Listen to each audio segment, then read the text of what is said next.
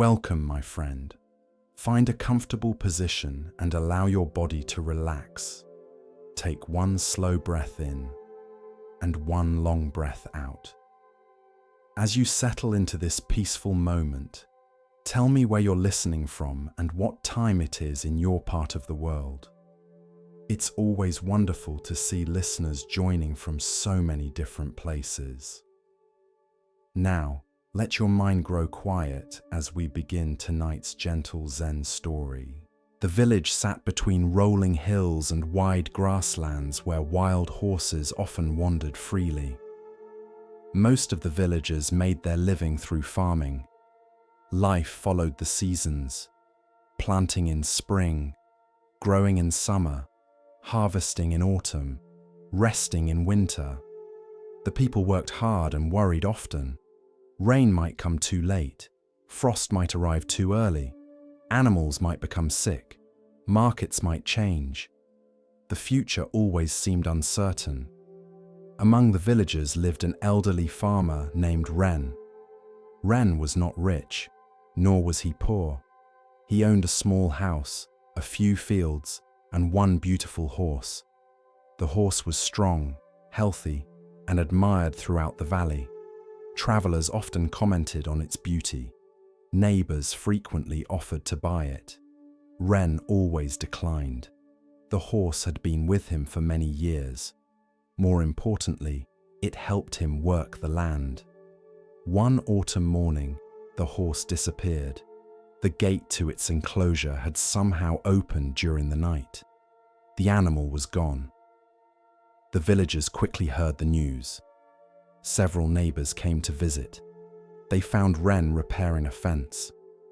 When he saw them approaching, he smiled and waved. The visitors looked surprised. One of them finally said, "Ren, we heard about your horse."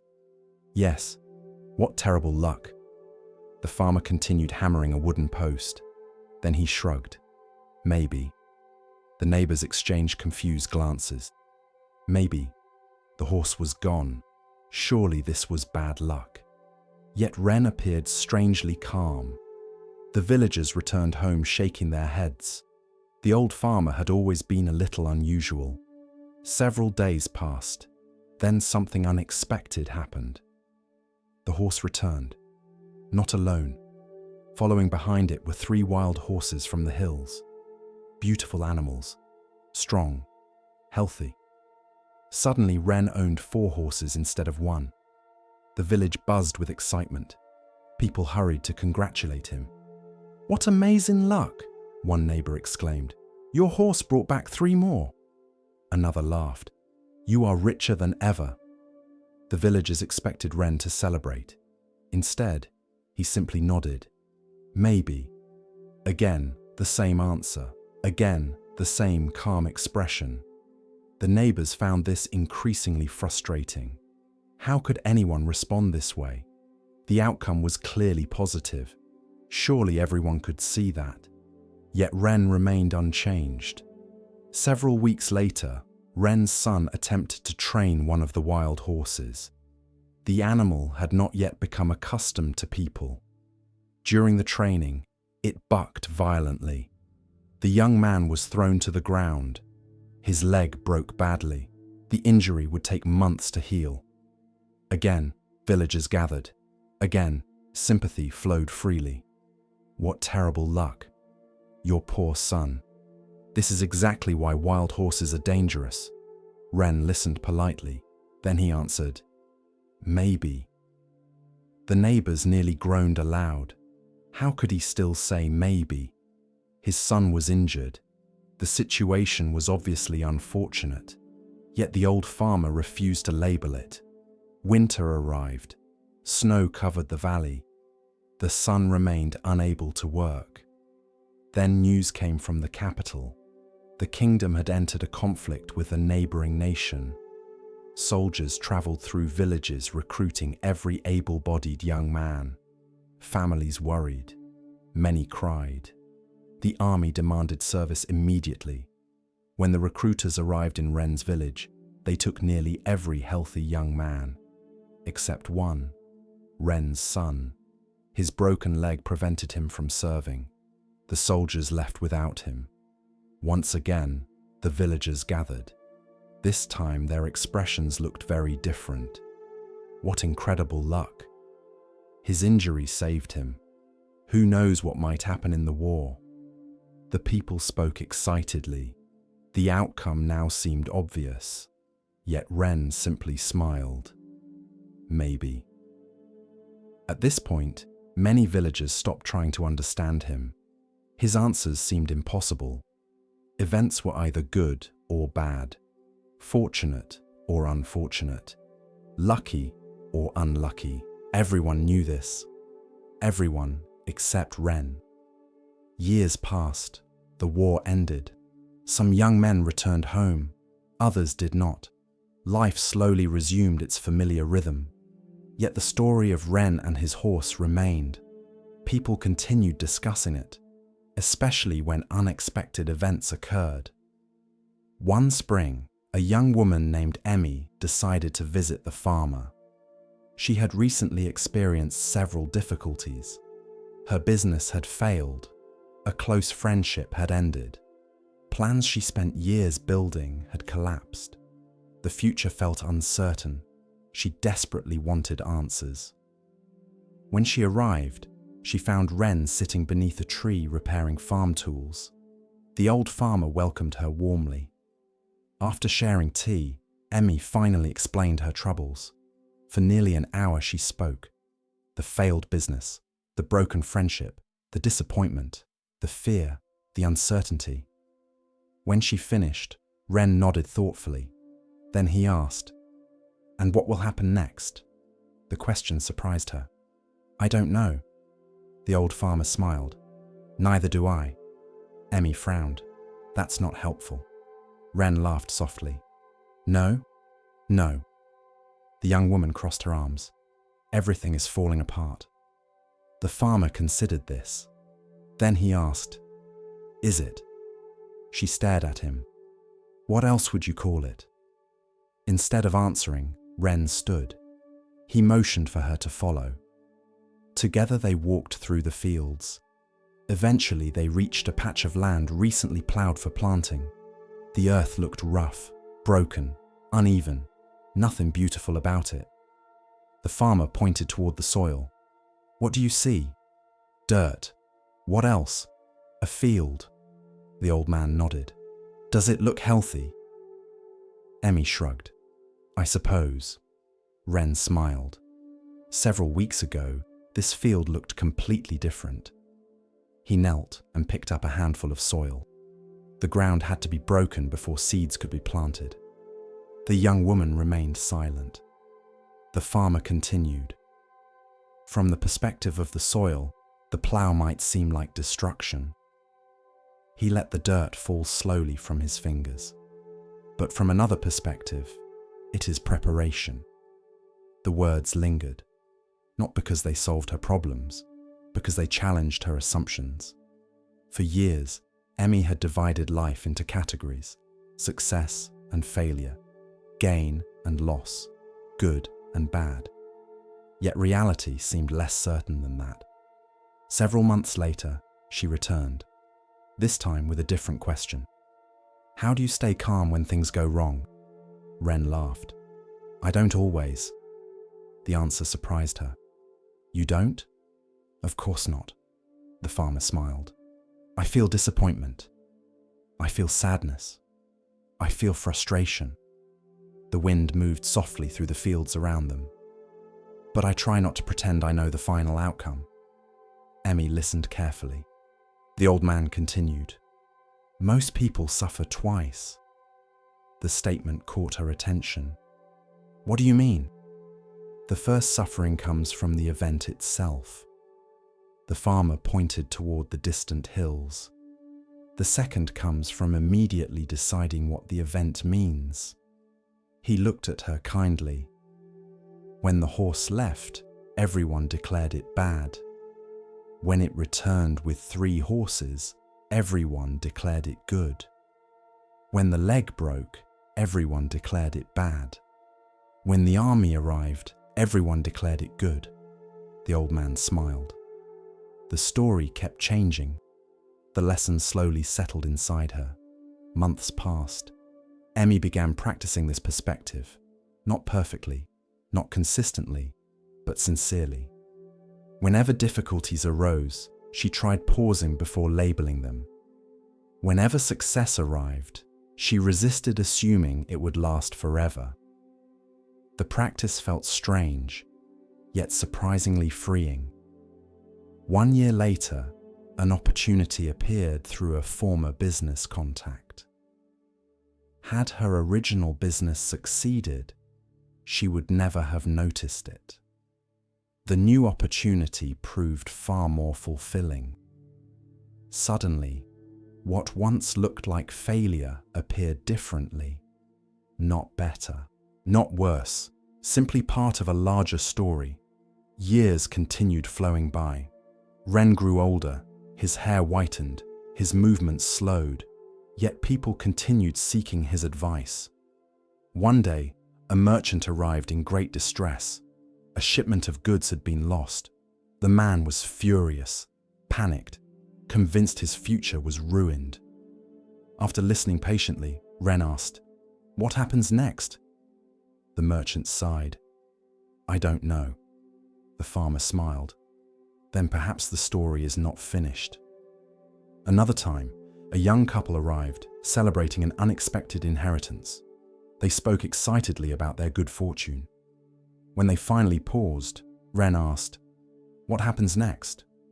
The couple looked puzzled. "We don't know." The farmer nodded. "Exactly. The same lesson, again and again. Not pessimism, not optimism, openness." Years later, after Ren had passed away, people still told his story. The horse, the wild horses, the broken leg, the war. Children learned it, parents repeated it, travelers carried it to distant villages, because everyone recognized themselves within it. Everyone knew what it felt like to declare an event good or bad immediately. Everyone knew what it felt like to discover later that they were mistaken. A lost opportunity becomes a blessing. A great success creates unexpected problems. A painful ending opens a new beginning. A joyful beginning becomes difficult. Life rarely follows straight lines. The Buddha often taught about uncertainty, not as something to fear, but as something to understand. Much of suffering arises from our insistence that we already know how events should unfold. We cling to preferred outcomes, resist unwanted ones. Then reality surprises us, again and again.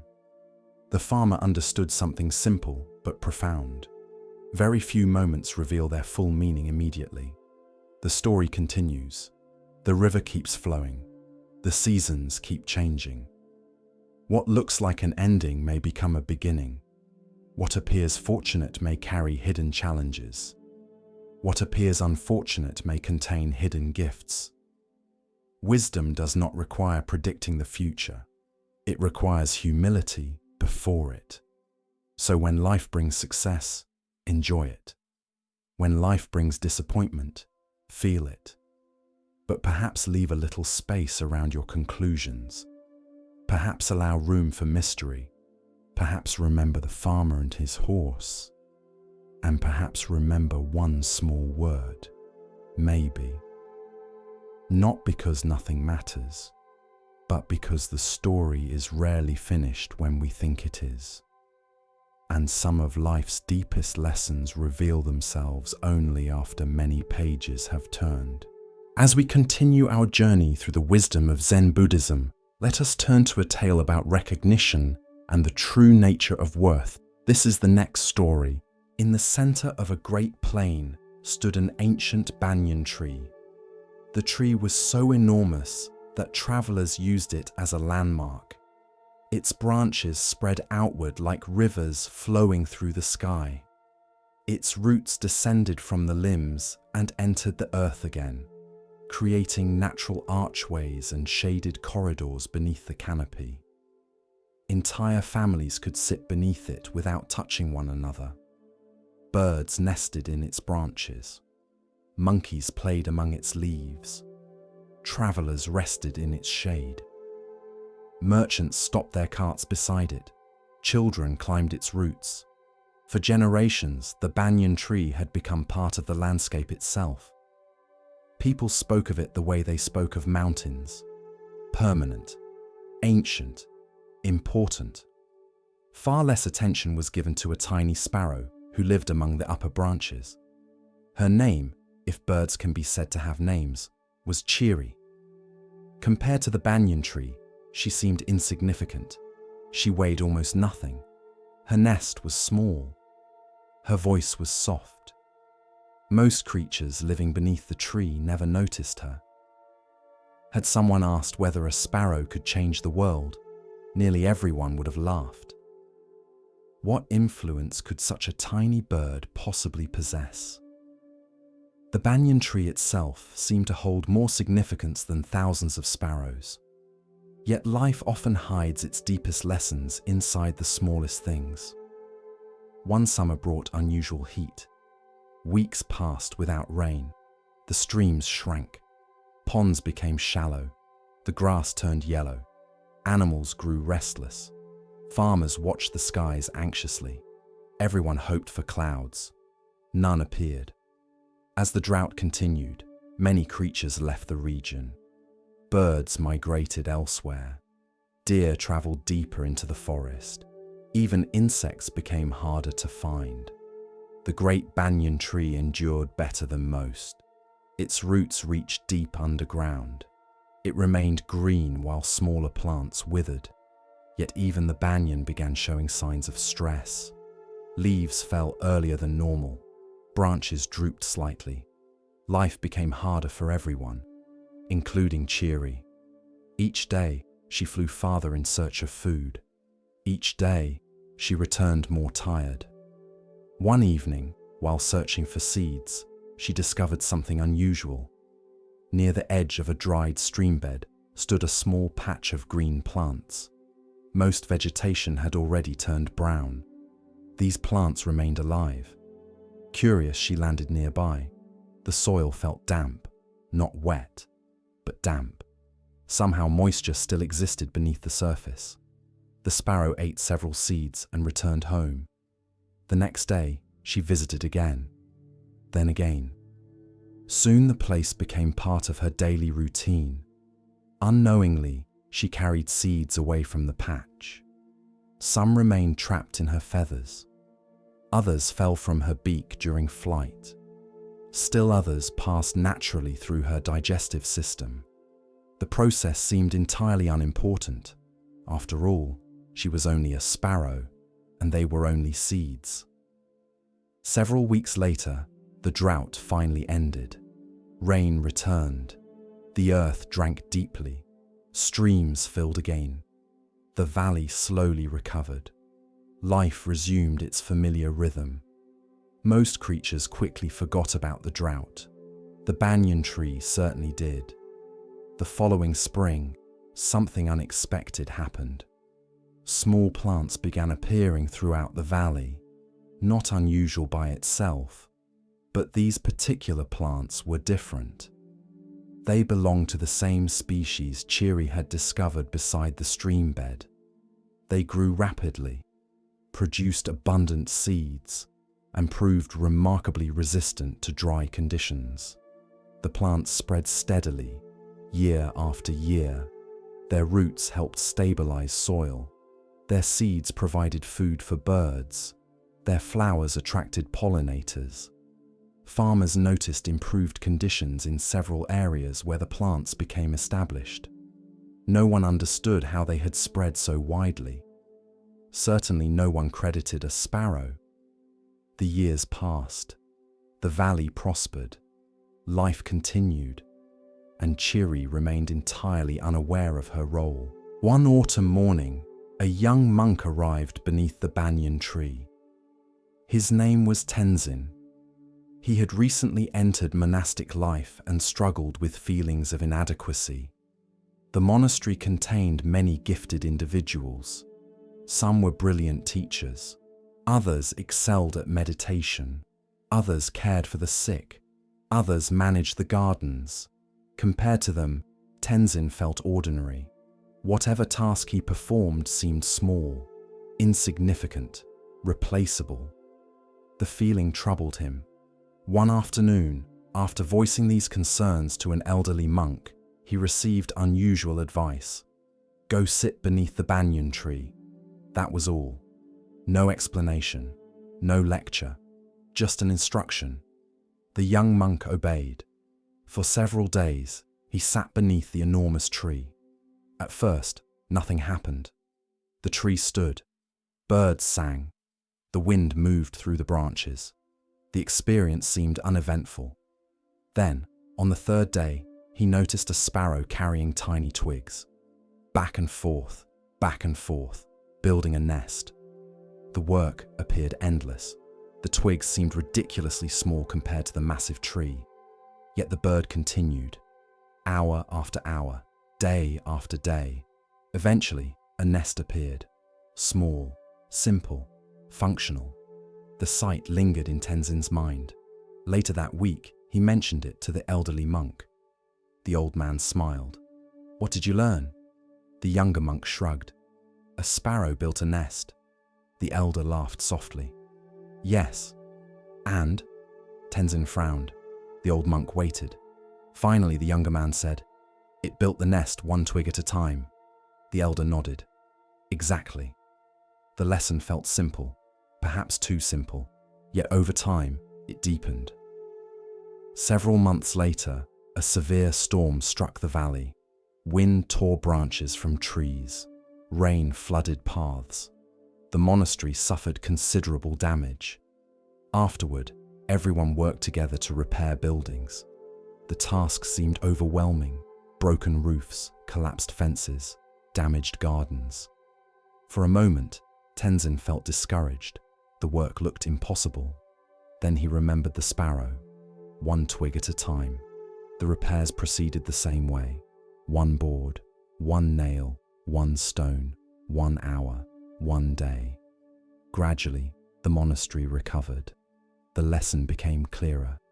Great achievements rarely occur through single dramatic actions. They emerge through countless small ones. Years passed. Tenzin continued practicing, meditating, working, learning. Whenever a task appeared overwhelming, he remembered the sparrow. Whenever progress felt invisible, he remembered the nest. One twig at a time, one breath at a time, 1 day at a time. Then another challenge arrived. An epidemic spread through nearby villages. Many families became ill. The monastery organized relief efforts. Food needed transporting. Medicine needed distributing. The suffering felt immense. The need seemed endless. Several younger monks became discouraged. What difference can we make? One asked. There are too many people. The problem appeared too large, the resources too limited. Tenzin understood the feeling, yet he also remembered the banyan tree, the sparrow, the seeds, although he did not know that story yet, only the lesson. So he answered, We help the next person. The monks continued working, one family, then another, then another. Weeks later, villagers began recovering. The crisis gradually passed, not because one heroic action solved everything, because many small actions accumulated. Years flowed onward. Tenzin eventually became responsible for teaching novices. One afternoon, a frustrated student approached him. I am not accomplishing anything. The novice looked miserable. My meditation is improving too slowly. My studies are improving too slowly. Everything is too slow. Tenzin smiled, then led the young monk to the banyan tree. The ancient giant still stood proudly in the center of the plain. Birds moved among its branches. Roots descended toward the earth. The tree seemed eternal. How long do you think this tree took to grow? Tenzin asked. The novice looked upward. A very long time. Would you plant a seed and demand a tree tomorrow? Of course not. The teacher nodded. Then why demand it from yourself? The novice fell silent, because the question revealed something obvious, yet easily forgotten. Years later, a wandering naturalist visited the region. The man studied plants, animals, and ecosystems. While exploring the valley, he became fascinated by the drought-resistant plants growing everywhere. Their distribution puzzled him. Eventually, he traced their origin back to the tiny patch near the dried stream bed. The mystery remained. How had the plants spread so widely? The naturalist spent months investigating. Finally, he reached a surprising conclusion. Birds, particularly sparrows. For years they had carried seeds across the valley. Small actions, repeated countless times. The result transformed entire ecosystems. The naturalist shared his findings with villagers. Many found the story amusing. Others found it inspiring. A few found it profound. Tenzin belonged to the final group. When he heard the story, he immediately thought of the sparrow, the nest, the monastery repairs, the relief efforts, the countless moments when small actions appeared insignificant. The realization struck deeply. The sparrow never intended to transform the valley. It simply did what it could. One seed, one flight, one day. And somehow those actions accumulated into something far greater. The lesson continued shaping Tenzin's life. As he aged, he became known for encouraging patience and consistency. Not grand gestures, not dramatic transformations, steady effort, compassionate action, small beginnings. One spring, a wealthy merchant visited the monastery. The man wanted to donate money, a great deal of money, but only if his contribution would create something spectacular, something memorable, something people would admire. After listening politely, Tenzin asked, "Have you ever watched a sparrow build a nest?" The merchant looked confused. "What does that have to do with charity?" The old monk smiled. "Everything." The merchant stayed several days. Eventually, he understood. The most meaningful contributions often arrive quietly, not through applause, not through recognition, through consistent acts of care. Late in life, Tenzin spent many afternoons sitting beneath the banyan tree. The ancient giant had grown even larger. New roots touched the earth. New birds nested among its branches. Generations of sparrows had come and gone. The valley continued changing. Yet the lessons remained. One evening, a child sat beside him. The boy pointed toward a sparrow carrying a tiny seed. "What difference can one seed make?" Tenzin smiled. A beautiful question. The same question many adults ask in different forms. What difference can one act of kindness make?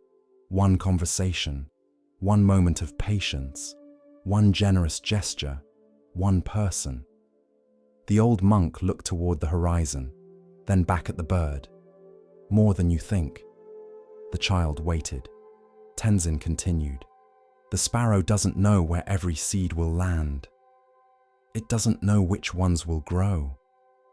It doesn't know what those plants might become."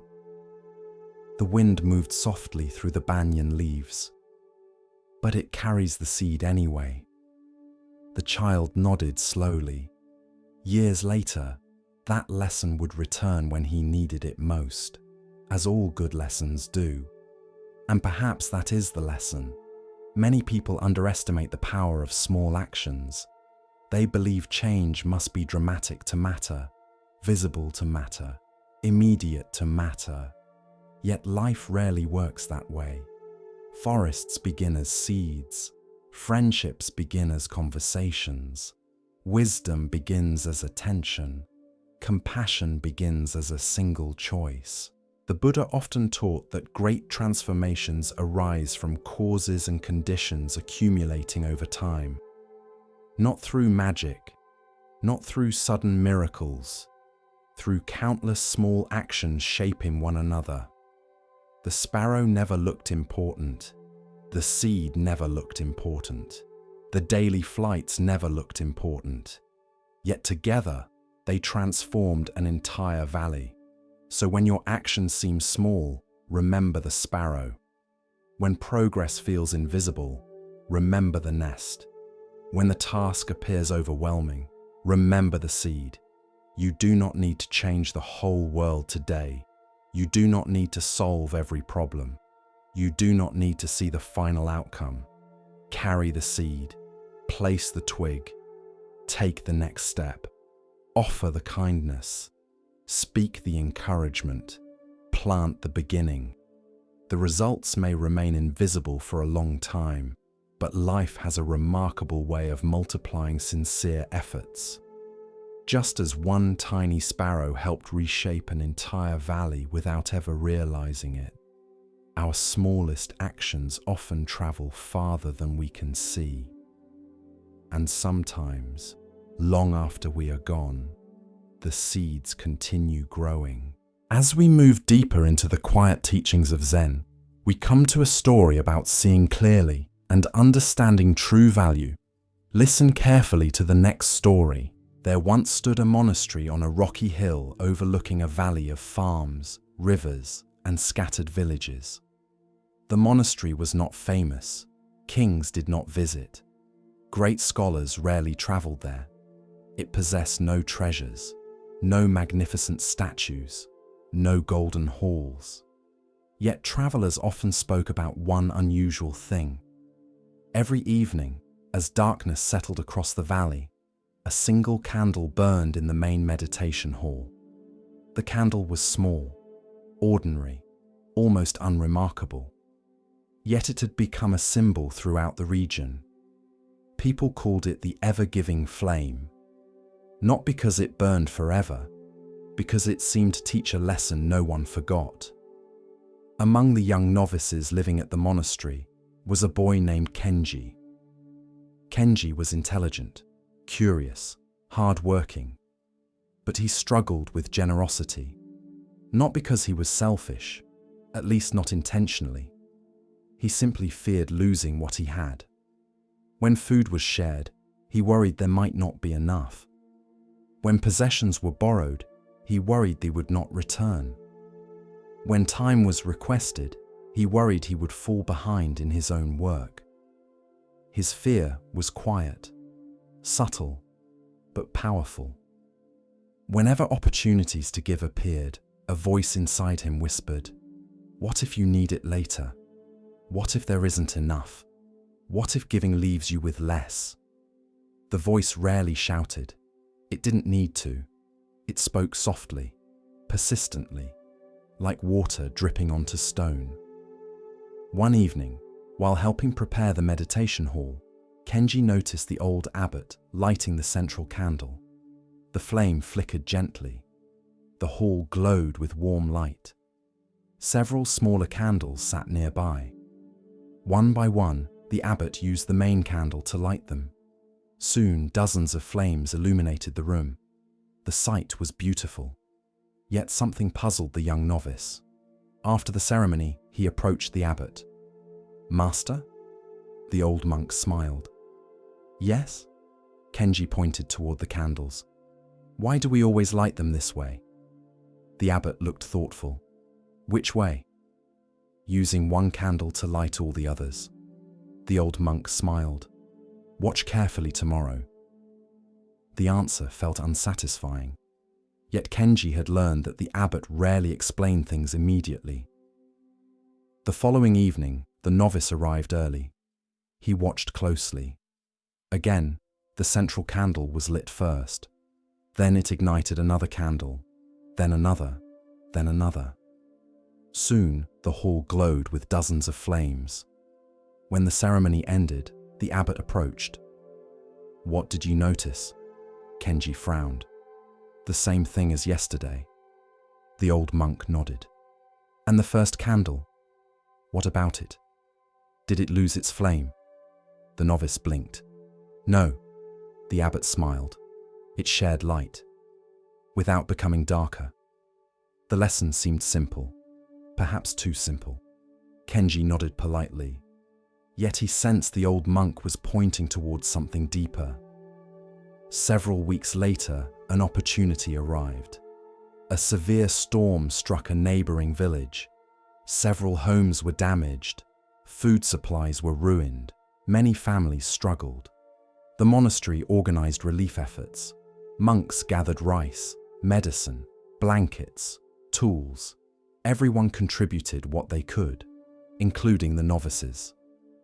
When Kenji looked at his small storage chest, uncertainty appeared immediately. He possessed only a few things: a warm blanket, some saved food, a spare robe. Nothing excessive, nothing luxurious. If he gave away part of it, he would have less. The familiar voice returned. What if you need it later? The fear felt reasonable, practical, responsible. Yet something about it bothered him. That evening, he sat alone in the meditation hall. The candles flickered softly. Eventually, the abbot entered. Without looking up, the old monk asked, "What troubles you?" Kenji sighed. "I want to help." The monk nodded. "But?" The novice hesitated. "What if I need what I give away?" The old monk sat beside him. For several moments they watched the flames. Then the abbot pointed toward the central candle. "How many candles did it light tonight?" "Dozens." "And how much light did it lose?" Kenji smiled slightly. "None." The old monk nodded. "Interesting." The answer irritated him, because it seemed too simple for a complicated problem. The abbot noticed, then asked, "What do you think generosity means?" Kenji considered carefully. "Giving things away." The old monk smiled. "Partly." "Then what else?" The answer came softly. "Trust." The next morning, Kenji donated part of his supplies. Not everything, not dramatically, just enough to matter. The act felt uncomfortable. For several days, he worried. What if he needed those things later? What if he made a mistake? Nothing terrible happened. Life continued. The world did not collapse. In fact, something unexpected occurred. The act of giving felt lighter than the fear of giving. The realization surprised him. Months passed. The lesson continued unfolding. One afternoon, a new novice arrived at the monastery. The boy struggled with reading. While other students advanced quickly, he fell behind. Embarrassment isolated him. Eventually, the teachers asked Kenji to help. The request created another conflict. Teaching required time that could be spent studying, practicing, improving himself. Again, the familiar voice appeared. What if helping slows your own progress? Yet he remembered the candle, so he agreed. For several months, he spent extra hours helping the younger novice learn. The process required patience, repeated explanations, countless mistakes, gradual improvement. Eventually, the boy succeeded. The joy on his face felt genuine. Unexpectedly, Kenji discovered something else. Teaching strengthened his own understanding. Knowledge, like flame, seemed capable of spreading without diminishing, perhaps even growing. Years passed. The novice became a monk, then a teacher. The lesson followed him everywhere. One spring, a wealthy merchant visited the monastery. The man donated a large sum of money, then announced the gift publicly, several times, to many people. After he departed, a young student asked, "Was that generosity?" The question sparked discussion. Many monks offered opinions. Eventually they turned toward Kenji. By now, he had become known for wisdom. The older monk considered carefully, then answered, "The gift was real." The student nodded. "But," Kenji smiled, "generosity becomes lighter when it seeks no reward." The lesson lingered, like candlelight, soft, quiet, persistent. One summer, famine struck part of the region. The situation became severe. Many families lacked food. The monastery opened its storehouses. Rice reserves diminished quickly. Several younger monks became worried. "If we continue giving, we may not have enough for winter." The concern felt legitimate. The numbers supported it. The risk was real. The monks gathered to discuss the situation. Opinions differed. Some favored caution. Others favored continued generosity. Eventually, everyone looked toward Kenji. The old monk sat quietly for several moments. Then he asked, "Do you remember the candle?" Several monks smiled. The story had become famous. Kenji continued, "The candle does not calculate how much darkness remains before sharing its light." Silence filled the room. The lesson felt uncomfortable, because true generosity often does. After careful discussion, the monastery continued helping. Not recklessly, not blindly, but generously. Winter eventually arrived. Food remained sufficient, not abundant, but sufficient. The fear had exaggerated the danger, as fear often does. Years flowed onward. Kenji grew older. His hair turned grey. His responsibilities increased. The monastery changed around him. Students arrived. Students departed. Seasons passed. The central candle remained. Every evening, it continued lighting others. One flame becoming many, without loss, without effort, without concern. The symbol deepened over time. One autumn evening, a traveler asked, "What is the greatest form of generosity?" The old monk thought carefully, then answered, "Giving what is needed." The traveler nodded. "Money? Sometimes. Food? Sometimes. What else?" Kenji smiled. "Attention." The traveler looked surprised. The monk continued. "Listening. Patience. Encouragement. Forgiveness." The firelight danced across the walls. Many people possess things. Few offer presents. The traveler remained silent. The lesson felt true. Late in life, Kenji spent many evenings sitting beside the candles, watching them illuminate the hall, watching one flame become many. The sight never grew old. One winter night, a young novice approached. The boy looked troubled. "I want to help people." Kenji smiled. "A good beginning." The novice hesitated. "But I'm afraid." "Of what?" The answer came quietly. "Having less." The old monk nodded, because he remembered, very clearly. For many years, he had carried the same fear. The older monk pointed toward the candles. The novice followed his gaze. The hall glowed warmly. The central candle still burned, surrounded by dozens of others. Kenji asked, "What happened to the first flame?" The boy smiled. "It lit the others." "And what did it lose?" The novice looked carefully, then slowly shook his head. "Nothing." The old monk smiled. "Exactly. And perhaps that is the lesson.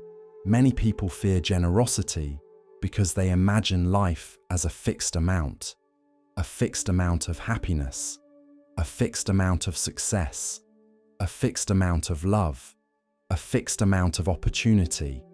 If someone else receives more, they assume they must receive less.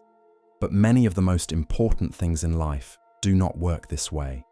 Knowledge grows when shared. Kindness grows when shared. Compassion grows when shared. Encouragement grows when shared. Love grows when shared. Like a candle lighting another candle, the original flame remains, yet the world becomes brighter. The Buddha often taught that generosity is not merely an action, it is a way of relating to life, a recognition that clinging creates fear while sharing creates freedom. The generous heart trusts abundance where fear predicts scarcity, not because resources are infinite, because connection is. So when opportunities to give appear, remember the candle. Not every gift must be large. Not every act must be dramatic. Sometimes a few kind words change a life. Sometimes a moment of patience changes a day. Sometimes a small act of generosity travels farther than we ever see. One flame, then another, until the darkness becomes light, and no flame loses itself in the process. With each step on the Zen path, a new lesson unfolds. Now we turn to a story about recognition, of self, of others, and of what truly matters. Listen carefully to the next story. The city of Shorin was famous for its walls. Massive stone walls surrounded the entire city. They stood taller than 3 men, thick enough for guards to patrol along their tops, strong enough to withstand storms, armies, and the passage of time. People spoke proudly about those walls. Visitors admired them. Merchants trusted them. Citizens felt protected by them. The walls represented safety, security, control, or so everyone believed. Among the people living inside the city was a man named Tetsu.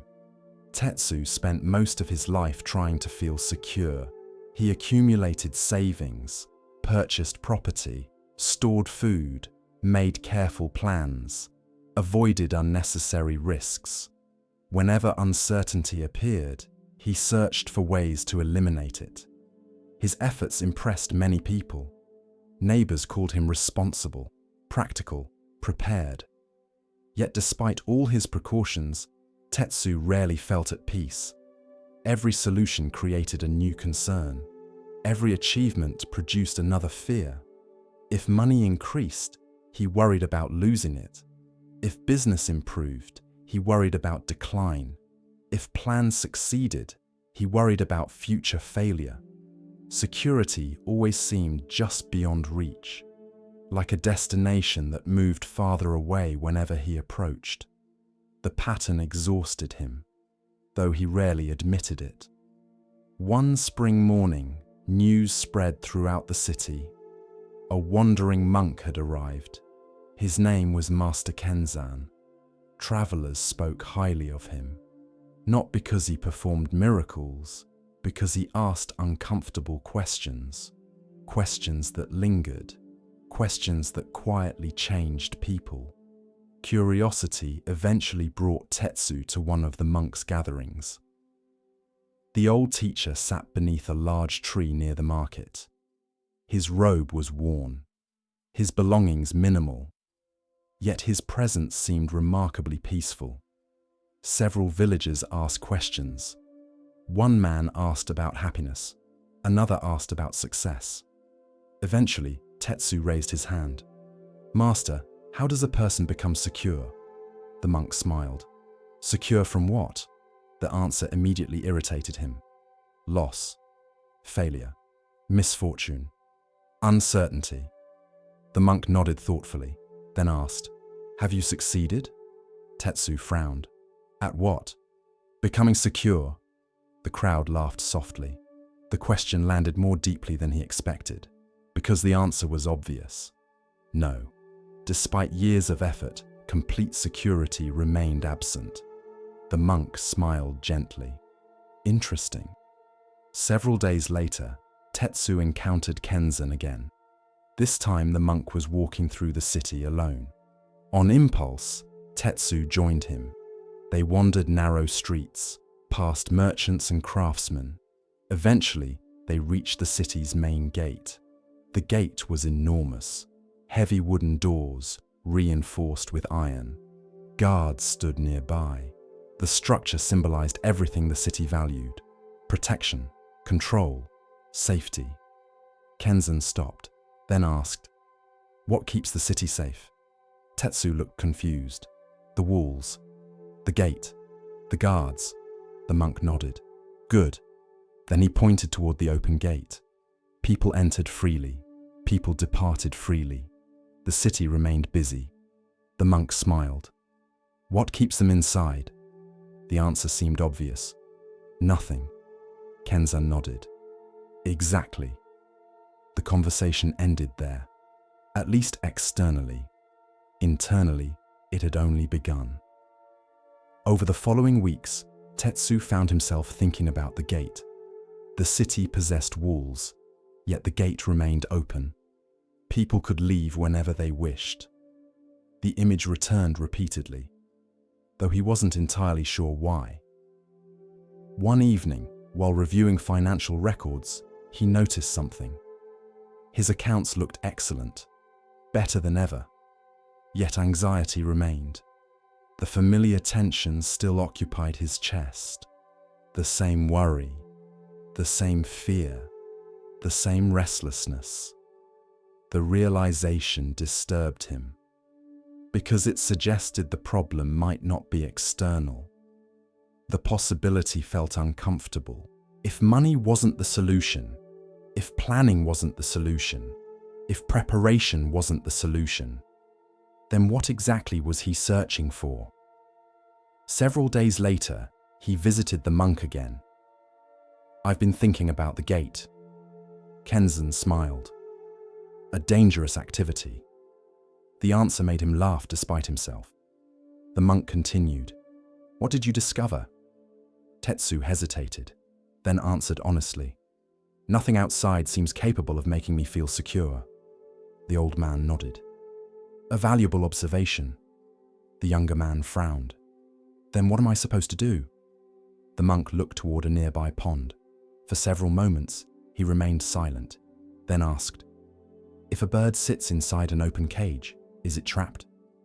Tetsu considered carefully. No. Why not? The door is open. The monk smiled. Exactly. The answer felt familiar, yet its meaning remained just out of reach. The following month brought difficulties. A business deal failed unexpectedly. The loss was not catastrophic, but significant.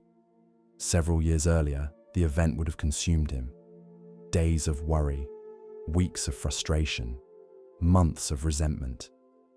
Instead, something different happened. The anxiety appeared. Then he remembered the gate. The loss existed, but so did his reaction. One belonged to reality, the other belonged to him. The distinction mattered. For the first time, he noticed how often suffering continued after circumstances ended.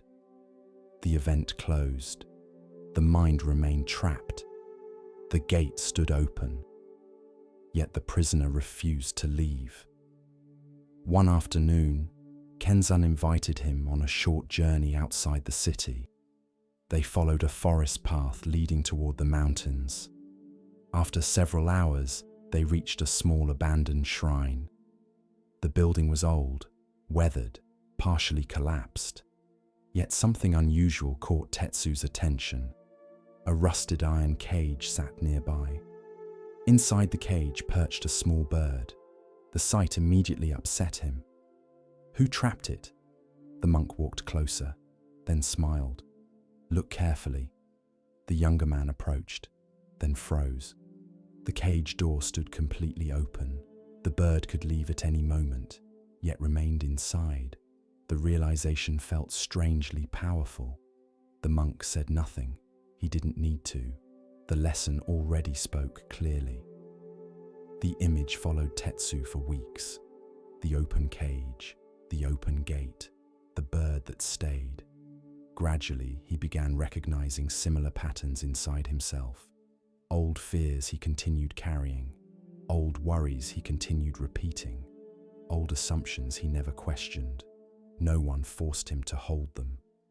The door stood open, yet habit remained stronger than freedom. One evening, while sitting alone, he asked himself a simple question. What am I afraid will happen if I let go? The answer arrived immediately. anything, everything, the unknown. The realization surprised him, because uncertainty itself had become the enemy, not specific outcomes, uncertainty. And uncertainty, by definition, could never be eliminated completely. He had spent years fighting something impossible to defeat. As the seasons changed, so did Tetsu. Not dramatically, gradually. He still planned, still worked, still prepared responsibly. The difference was attachment. He stopped demanding guarantees from life, stopped expecting certainty where none existed, stopped treating uncertainty as imprisonment. The shift felt subtle, yet transformative. For the first time in years, moments of genuine peace appeared. Not because circumstances improved, because resistance softened. One autumn evening, a young merchant visited him. The man looked overwhelmed. "I cannot relax." Tetsu smiled. The statement sounded familiar.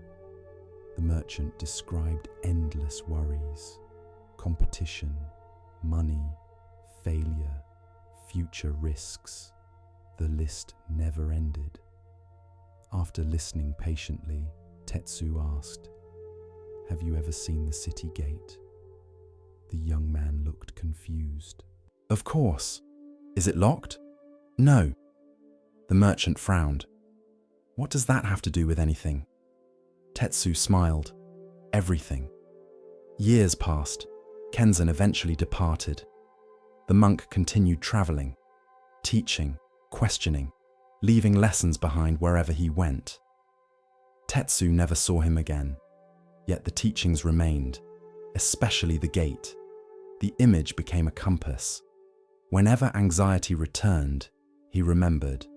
Whenever fear tightened around him, he remembered. Whenever he felt trapped, he remembered. The gate stood open. The prison often existed only in the mind. Late in life, Tetsu developed a habit. Every morning, he walked to the city gate. Sometimes he stayed only a few minutes, sometimes longer. The guards eventually stopped asking questions. The old man simply sat and watched. People entering, people leaving, the endless movement of life. One morning, a child approached him. "Why do you come here every day?" Tetsu smiled. The question deserved a good answer, so he thought carefully, then replied, "To remember." "What?" The old man looked toward the open gate, then answered, "That freedom isn't where most people look for it." The child nodded politely, though he clearly didn't understand. Tetsu laughed. Neither had he once. Near the end of his life, he stood beside the gate one final time. The city remained busy. The walls remained strong. The guards remained vigilant. Everything looked much the same, yet his understanding had changed completely. The walls protected the city, but they could not create peace. The gate allowed movement, but it could not create freedom. Those things emerged elsewhere, inside. The realization felt simple, obvious even, yet it had taken decades to discover. And perhaps that is the lesson. Many people spend their lives searching for freedom in external conditions. More money, more control, more certainty, more security, more favorable circumstances. Some of these things help. None provide complete liberation, because the deepest forms of imprisonment often exist within: fear, attachment, resentment, identity. The belief that peace depends entirely on circumstances. The Buddha taught that true freedom comes from understanding the mind, not controlling the world. The gate with no lock reminds us that many of the doors we fear are already open. The cage stands open. The gate stands open. The path stands open. Yet habit keeps us circling inside familiar walls. Freedom begins the moment we notice, the moment we question, the moment we realize that uncertainty is not the same as captivity. Loss is not the same as imprisonment. Change is not the same as danger. Life remains unpredictable. The gate remains open, and every day we are invited to walk through it, not into another place, into a different relationship with the one we are already in. For the greatest prison has no walls, and the greatest freedom requires no key. As our exploration of Zen Buddhism deepens, let us listen to a story that reveals how true worth is often overlooked. Here starts the next story. In a quiet valley between two blue mountains, there was a small Buddhist monastery where the mornings began before sunrise and the evenings ended with the sound of a wooden bell. The monastery was not famous. Pilgrims rarely came. It had no golden statues, no tall gates, and no walls painted with bright colors. It was built from old wood and smooth stone, with roofs that curved gently toward the sky. Behind the monastery grew a bamboo grove. The bamboo was tall, green, and graceful. When the wind moved through it, the leaves whispered like soft rain. The monks often walked there after meditation, letting the sound of the bamboo calm their thoughts. Among the monks lived a young novice named Sanu. Sanu was sincere, hard-working, and determined. He woke before everyone else. He swept the courtyard until every fallen leaf was gone. He memorized teachings late into the night. He sat in meditation without moving, even when his knees ached and his back burned. The older monks admired his discipline, but they also noticed something troubling. Sanu was too hard on himself. If his mind wandered during meditation, he felt ashamed.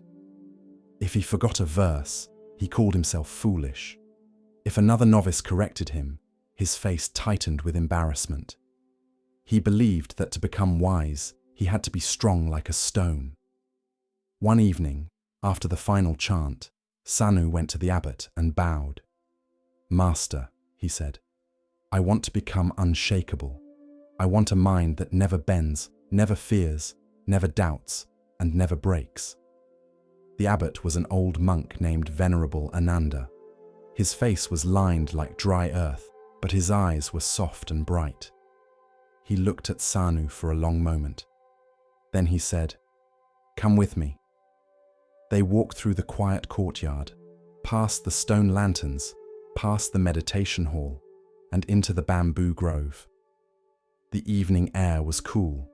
The sky was deep blue, and a thin moon rested above the mountains. Venerable Ananda pointed to the bamboo. "What do you see?" he asked. Sanu looked carefully. "I see bamboo, master. Tall bamboo, straight bamboo, strong bamboo." The old monk nodded. "And what do you think makes it strong?" Sanu answered quickly. "It stands upright. It does not collapse. It rises above the earth."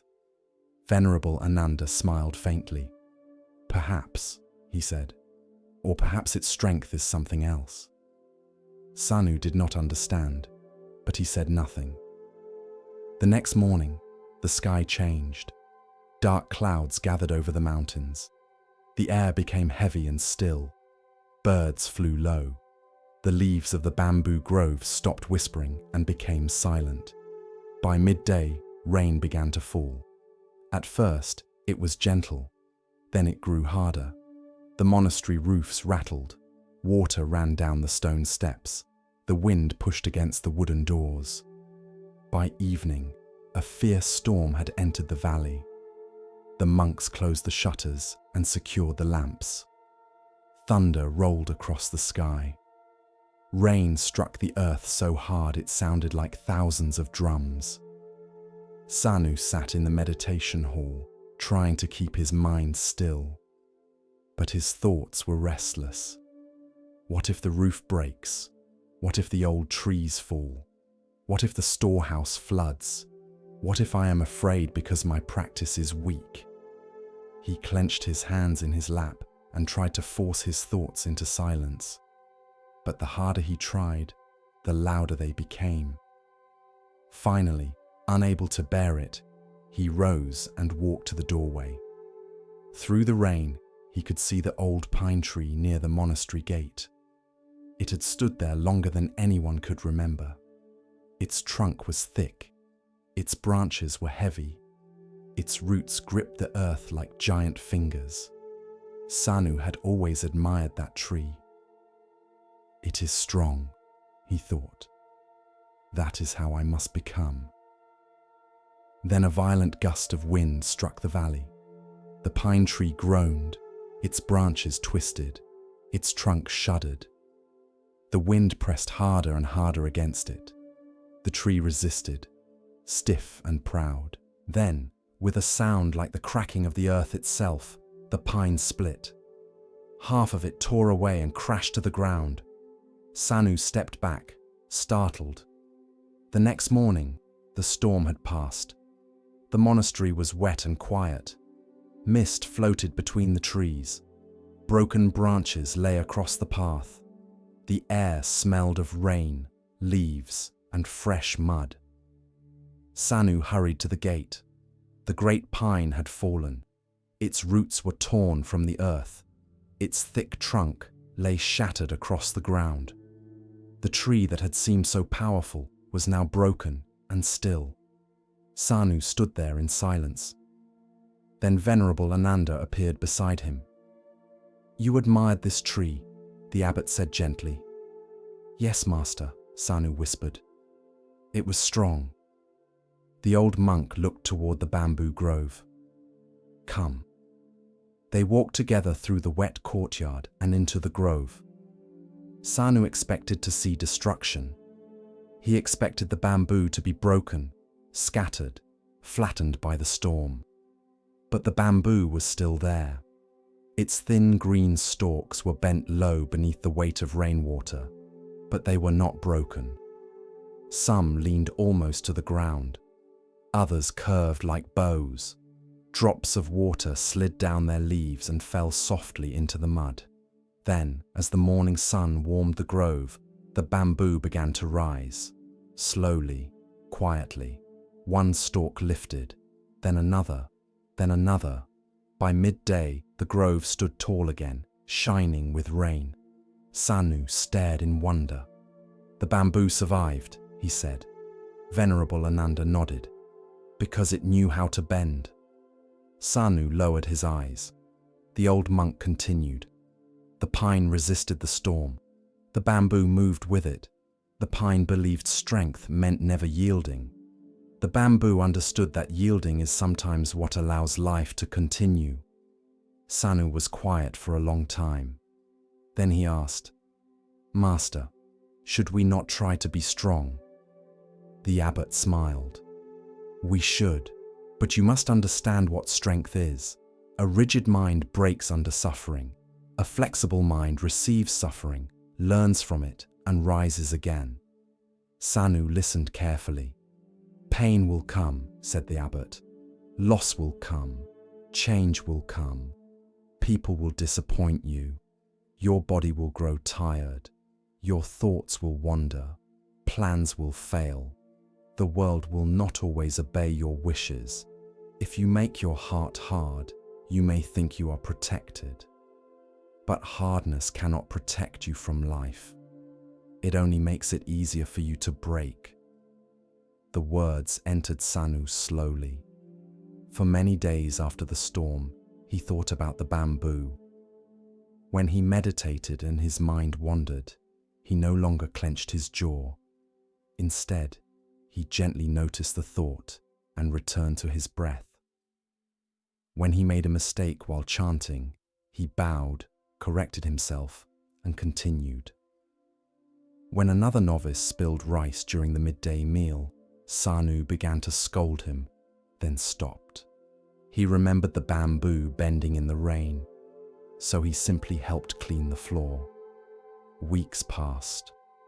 One afternoon, a traveler arrived at the monastery. He was angry and exhausted. His clothes were muddy and his face was full of frustration. He demanded food. He complained about the road. He criticized the monastery for being too simple. He mocked the monks for wasting their lives in silence. Sanu felt heat rise in his chest. He wanted to defend the monastery. He wanted to prove the traveler wrong. He wanted to speak sharply and show that he was not weak. But then he heard the wind moving through the bamboo grove. Soft, patient, untroubled. Sanu breathed in. Then he bowed and said, "You must have had a difficult journey. Please sit. I will bring you tea." The traveler seemed surprised. He sat down. Sanu brought tea, rice, and warm water for washing. The man ate in silence. Slowly, the anger left his face. After a while, he said, "I spoke rudely." Sanu answered, "The road was hard." The traveler looked down at his bowl. "My son is ill," he said quietly. "I am afraid he will die. I did not know where to place my fear, so I placed it here." Sanu felt his anger dissolve. In that moment, he understood something. The traveler's harsh words had been like wind. If Sanu had stood rigidly against them, there would have been a storm between them. But because he had bent, something hidden had been revealed. Fear, grief, love. That evening, Sanu went to Venerable Ananda. "Master," he said, "today I bent, and I did not break." The old monk smiled. "And what did you discover?" Sanu thought for a moment. "I discovered that bending is not weakness. It gives space for compassion." The abbot nodded. "Yes, a mind that bends can listen. A heart that bends can understand. A life that bends can survive many storms." Years passed. Sanu grew older. His face became calmer. His movements became slower. He became known not for strictness, but for gentleness. Young novices came to him with their frustrations. One said, "I cannot meditate. My mind is too restless." Sanu would answer, "Then sit with a restless mind. Do not fight it like an enemy. Bow to it and return to the breath." Another said, "Someone insulted me, and I cannot stop thinking about it." Sanu would say, "Do not build a house for the insult. Let it pass through like wind through bamboo." Another said, "I am afraid of change." And Sanu would lead them to the grove. There, beneath the green stalks, he would tell them the story of the storm. He would point to the bamboo and say, "Look carefully. It does not survive because the world is gentle. It survives because it knows how to move with what comes." One winter, many years later, another storm entered the valley. This storm was stronger than the first. Rain fell for 3 days. The mountain paths turned to rivers. The old storage shed collapsed. Several trees were uprooted. The monks were frightened. But Sanu, now an elder, walked calmly through the monastery, helping secure doors, comforting novices, and carrying supplies to dry ground. A young monk asked him, "Are you not afraid?"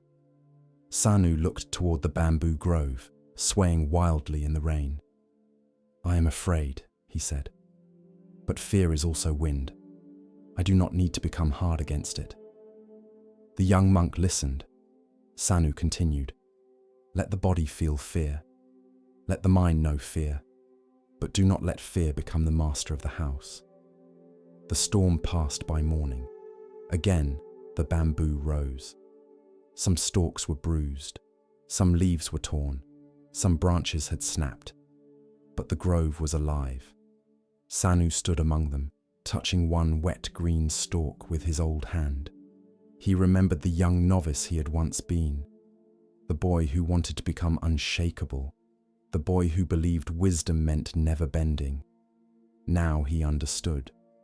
Nothing alive is truly unshakable. The body changes, the heart changes, the world changes, the people we love change. Even mountains are slowly shaped by wind and rain.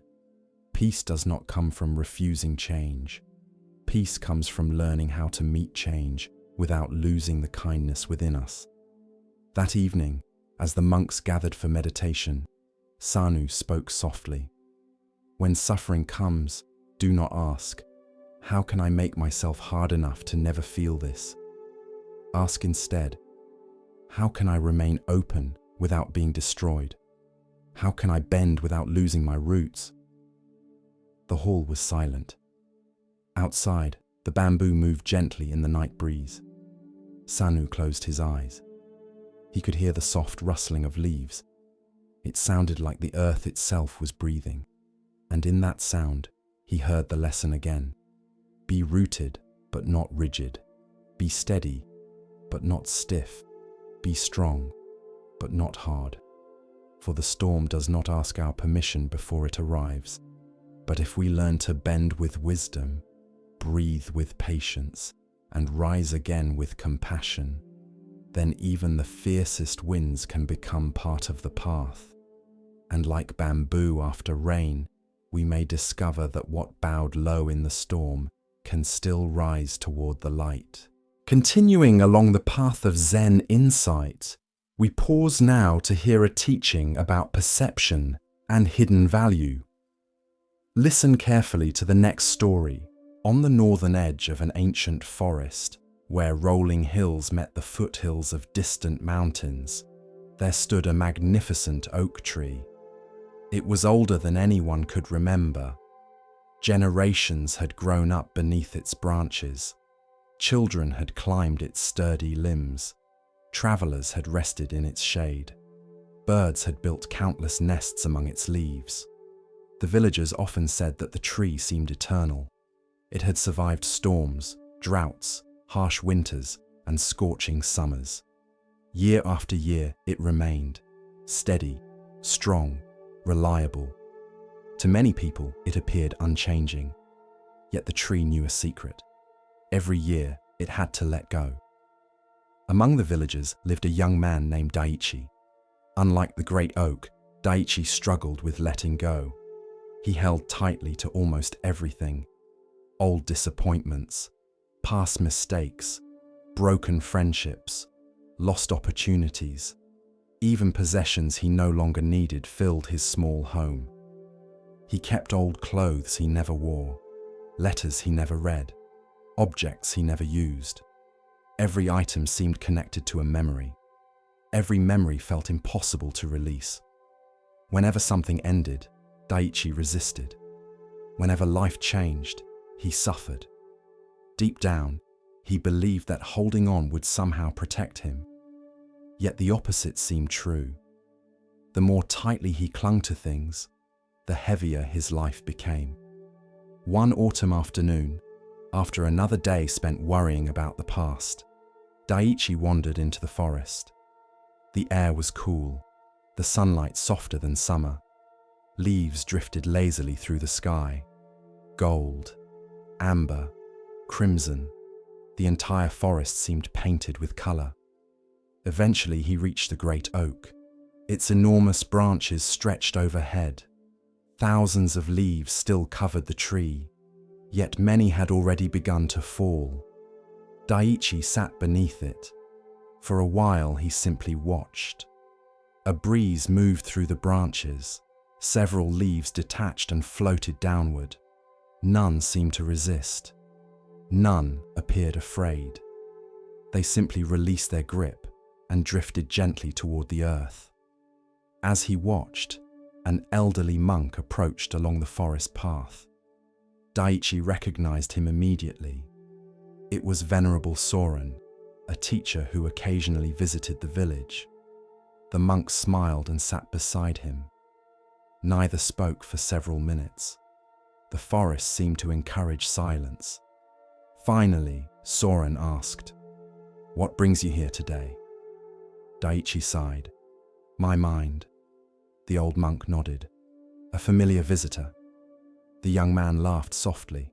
Then he told the monk about his struggles, the regrets he could not forget, the relationships he could not move beyond, the memories he constantly replayed, the future he wished had happened. When he finished, the monk looked up at the oak tree. Then he asked, "Do you think the tree is sad about its leaves?" Daiichi frowned. What? The monk pointed upward. The leaves. Do you think the tree mourns everyone that falls? Daiichi looked at the branches. I don't know. Soren smiled. Then perhaps we should watch. So they sat together beneath the oak. The afternoon slowly unfolded. The wind came and went. Leaves continued falling. The tree remained. Finally, the monk spoke again. Tell me, why do leaves fall? Because winter is coming. Exactly. The old monk nodded. The tree understands something many people forget. What? That holding on forever prevents new growth. Daiichi listened carefully. The monk continued. If the tree refused to release its leaves, what would happen when spring arrived? The young man thought for a moment. There would be no room for new ones. The old monk smiled. Exactly. The answer seemed simple, almost too simple, yet something about it lingered. Over the following weeks, Daiichi found himself returning to the oak tree often. Each visit revealed new changes. More leaves fell, more branches became bare. The transformation seemed gradual and effortless. The tree never appeared frightened, never desperate, never resistant. It simply participated in the season. One particularly windy afternoon, Daiichi arrived to find almost half the leaves gone. The ground beneath the tree glowed with autumn colors. It looked beautiful, yet the tree appeared less full than before. A thought suddenly entered his mind. Perhaps letting go was not destruction. Perhaps it was part of a cycle. Still, understanding a lesson and living it are very different things. A few days later, Daiichi received news that an old friend was moving far away. The two had grown distant over the years, but the announcement still stirred sadness. His first reaction was familiar. Resistance. Why must people leave? Why must relationships change? Why can't things remain as they are?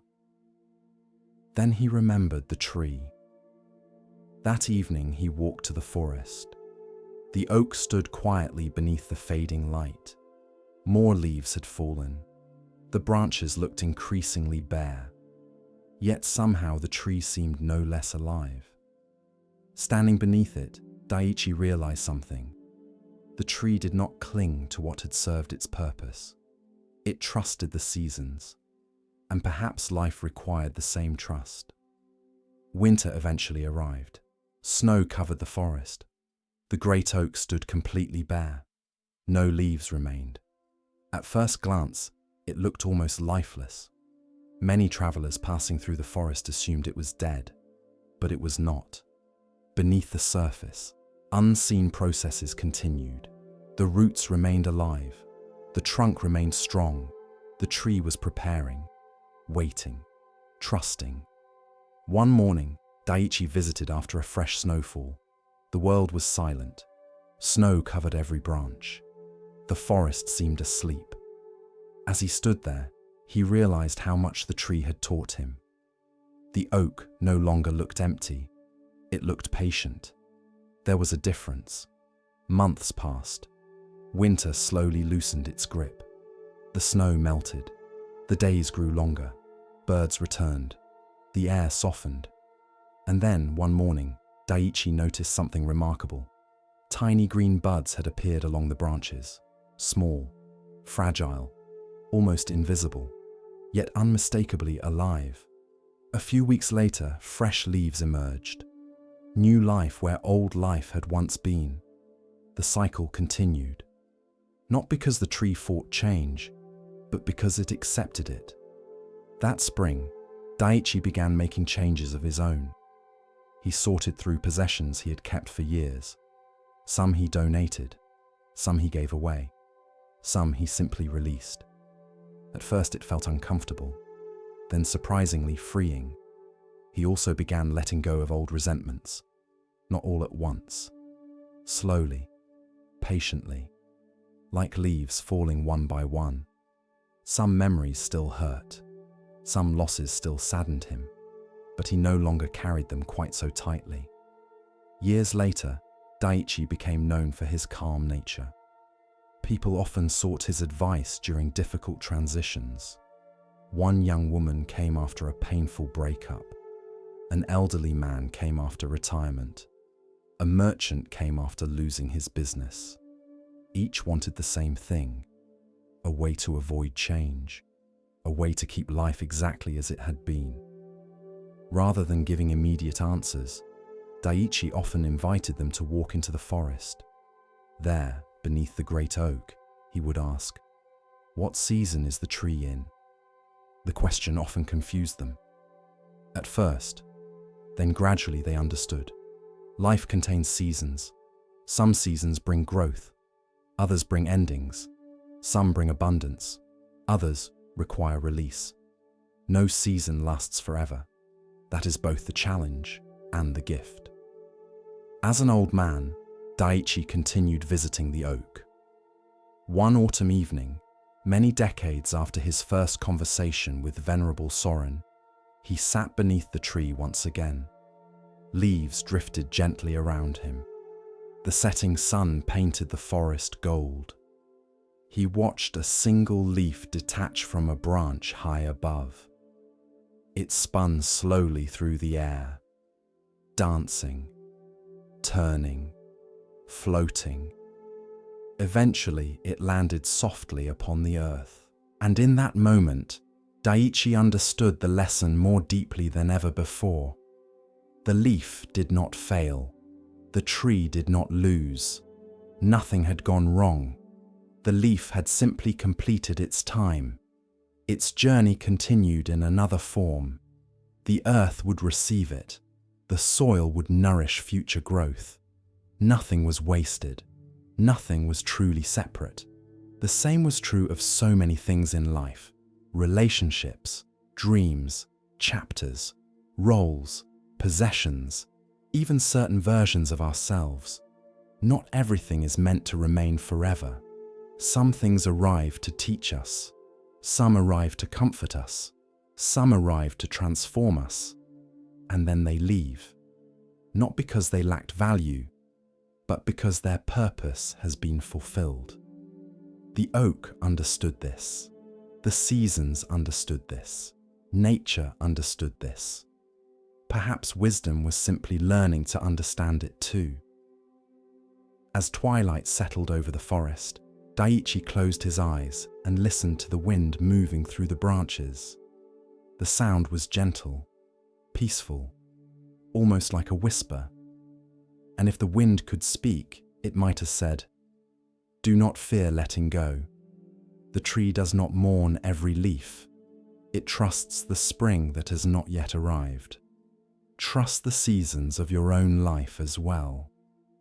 For sometimes the very thing you are afraid to release is making space for something beautiful that has not yet begun to grow." As we drift deeper into the still waters of Zen, a quiet teaching begins to rise, one that speaks of clarity and of value not always seen. Listen gently now. The next story begins. In a remote valley, nestled between snow-capped mountains, there stood a village that knew the rhythm of the seasons better than the passage of years. The villagers measured time not by calendars, but by nature. The arrival of swallows marked the beginning of spring. The blooming of wildflowers announced summer. The golden harvest signaled autumn, and the first snowfall declared the arrival of winter. For generations, life followed this cycle. The people respected it, trusted it, lived alongside it. Yet every winter brought challenges. The days became short, the nights became long. The fields lay dormant beneath blankets of snow. The mountains disappeared behind storms. Travel became difficult. Food became precious. And many villagers quietly endured a heaviness they rarely spoke about. Among them lived a young woman named Aya. Aya had once been known for her cheerful spirit. As a child, she laughed easily. As a teenager, she dreamed endlessly. As a young adult, she believed life would unfold exactly as she imagined. But life rarely follows our plans. Several difficult years had changed her. Her mother had fallen ill. The family farm struggled. A man she hoped to marry had moved away and never returned. One disappointment followed another. Nothing catastrophic, nothing dramatic, just enough sorrow, repeated often enough to slowly dim her spirit. By the time she reached her late 20s, Aya no longer expected much from life. She still worked hard. She still helped others. She still smiled when required. But her joy felt distant, like a memory from another season. Then came the hardest winter anyone could remember. Snow arrived early. Storms lasted for weeks. The river froze. Roads disappeared beneath drifts of ice. The village became isolated. Many people worried. Some feared food shortages. Others feared illness. The darkness seemed endless. As winter deepened, so did Aya's sadness. Every morning she looked out the window and saw only white fields and grey skies. Every evening, darkness arrived before she felt ready for it. The world appeared lifeless, silent, frozen. One particularly cold morning, Aya walked into the forest to gather firewood. The air stung her cheeks. Her breath formed clouds before her face. Snow covered every branch. The entire landscape seemed asleep. As she moved through the woods, she thought about all the things she had lost, all the things that had not happened, all the things she wished were different. The more she thought, the heavier her heart became. Eventually, she stopped beside an old pine tree. The forest was completely silent, or so she thought. Then she heard it. A song, soft at first, almost impossible to notice. A single bird singing somewhere among the snow-covered branches. Aya looked around in surprise. Surely she had imagined it. Birds did not sing in winter. Not here, not now. Yet the song came again, clear, gentle, unmistakably real. She followed the sound. Eventually she found the source. A small brown bird perched on a branch. Its feathers puffed against the cold. Its tiny body seemed fragile against the vast winter landscape, and yet it continued singing. The sight felt strangely absurd. Everything around it appeared frozen. The sky was grey, the trees were bare, the ground was covered in snow, and still the bird sang. Aya stood watching for several minutes. Then she shook her head. "Foolish bird." The words escaped before she could stop them. The bird, of course, offered no reply. Eventually it flew away, yet the image remained in her mind. Over the following days, she heard the bird again, always singing, always cheerful, always appearing when the world seemed at its coldest. The mystery began to irritate her. One morning, while delivering supplies to an elderly monk who lived near the edge of the village, she mentioned it. The monk's name was Tenzin. He had lived in the valley for many decades. People often sought his advice, though his answers were rarely straightforward. Aya set down the basket she carried. Then she asked, "Why would a bird sing in winter?" The old monk smiled. "Why indeed?" Aya frowned. "There is nothing to sing about." Tenzin looked amused. "Nothing? The trees are bare. Yes. The fields are frozen. Yes. The days are short. Yes. The world is asleep." The monk nodded. Then he asked, "Do you think the bird doesn't know that?" Aya hesitated. The question felt strange. Of course the bird knew. It lived in the same winter, the same cold, the same darkness. The old monk poured tea into 2 small cups. Steam rose gently into the air.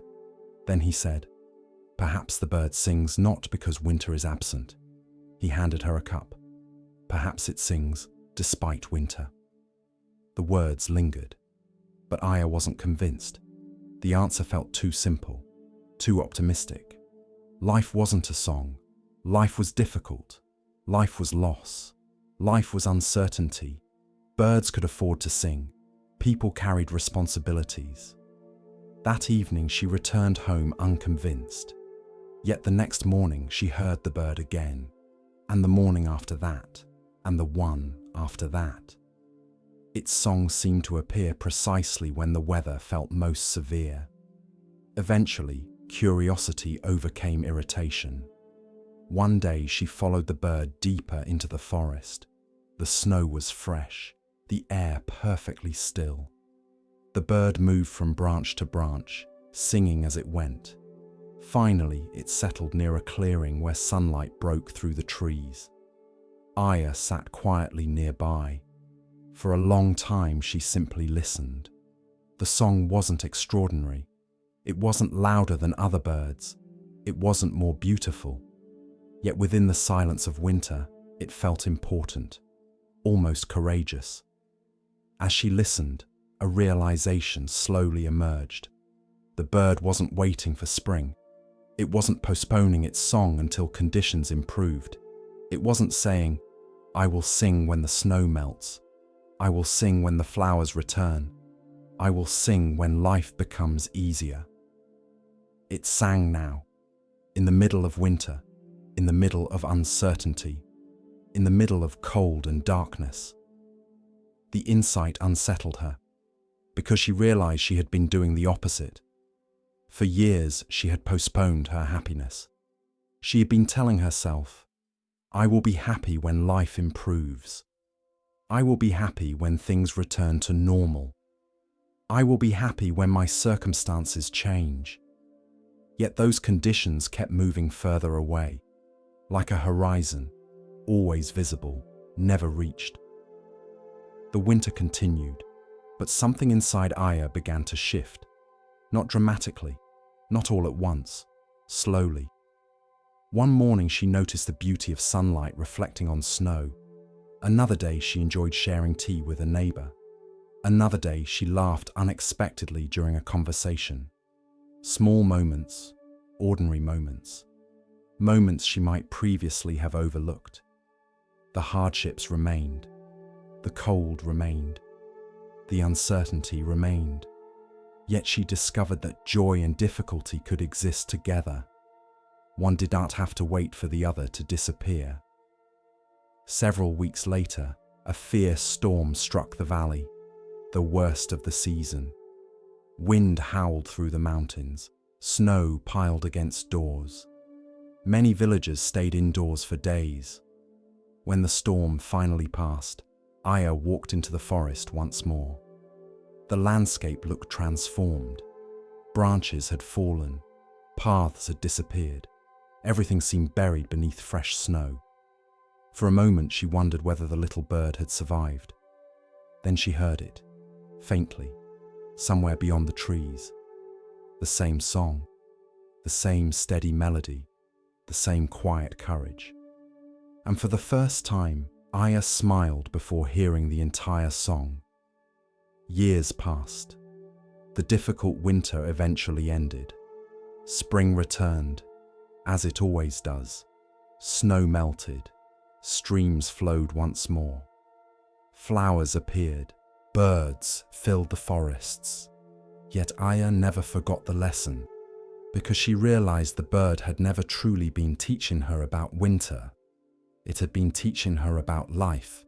Every life contains winters, periods of loss, periods of uncertainty, periods when joy feels distant, periods when the future appears hidden. Many people spend those seasons waiting for life to improve before allowing themselves to live fully, waiting for perfect conditions before allowing themselves to hope, waiting for spring before allowing themselves to sing. But the little bird had shown another way. One autumn evening, many years later, a young villager came seeking Aya's advice. The young woman had recently suffered several disappointments. Nothing seemed to be going according to plan. "I feel stuck," she admitted. "I keep waiting for things to get better." Aya listened quietly. Then she smiled. "Let me tell you about a bird." The young woman looked confused, but Aya continued. She told the story of the hardest winter, the silent forest, the tiny bird, the unexpected song. When she finished, the young woman sat quietly for a long time. Then she asked, "So, what was the lesson?" Aya looked toward the mountains. The evening sky glowed softly above them. Then she answered, "The bird never waited for spring to begin singing." Silence followed. Then understanding slowly appeared on the young woman's face. Years later, long after Aya herself had grown old, people in the valley still told the story. Children learned it, travelers carried it to distant places, and every winter, whenever someone heard a bird singing unexpectedly among the snow-covered trees, they remembered. Life will always contain winters. No one escapes them. Loss comes, change comes, disappointment comes. But joy does not belong only to spring. Peace does not belong only to easy seasons. Hope does not belong only to those whose lives are perfect. Sometimes the bravest thing we can do is sing anyway. Not because winter isn't real, not because suffering doesn't exist, but because the heart is capable of holding both sorrow and beauty at the same time. And perhaps that is the lesson of the bird. Do not wait for life to become perfect before allowing yourself to live. Do not wait for every problem to disappear before allowing yourself to smile. Do not wait for spring before allowing yourself to sing. The snow may still fall. The winds may still blow. The nights may still be long. Yet somewhere within you, a song remains. And if a small bird can find its voice in the middle of winter, perhaps we can too. With each breath, we continue our journey through the wisdom of Zen, where the smallest stone may hold the greatest truth. Here starts the next story. Professor Daiichi was one of the most educated men in the kingdom. His reputation stretched far beyond the city where he taught. He had studied philosophy, history, poetry, mathematics, and religion. He had debated scholars, written books, delivered lectures to crowded halls. Students traveled great distances simply to hear him speak, and yet, despite all his knowledge, he was restless. The more he learned, the more questions appeared. The more books he read, the more uncertain he became. At first, he believed the answer was more knowledge, so he read more, studied more, collected more ideas, filled more notebooks. But the feeling remained, a quiet dissatisfaction, a sense that something important was still missing. One spring morning, while visiting a neighboring province, Daiichi heard rumors of an elderly Zen monk who lived alone in the mountains. People spoke of the monk's unusual wisdom. They said travelers often arrived seeking answers and departed strangely transformed. The stories intrigued the professor, not because he believed them, because he doubted them.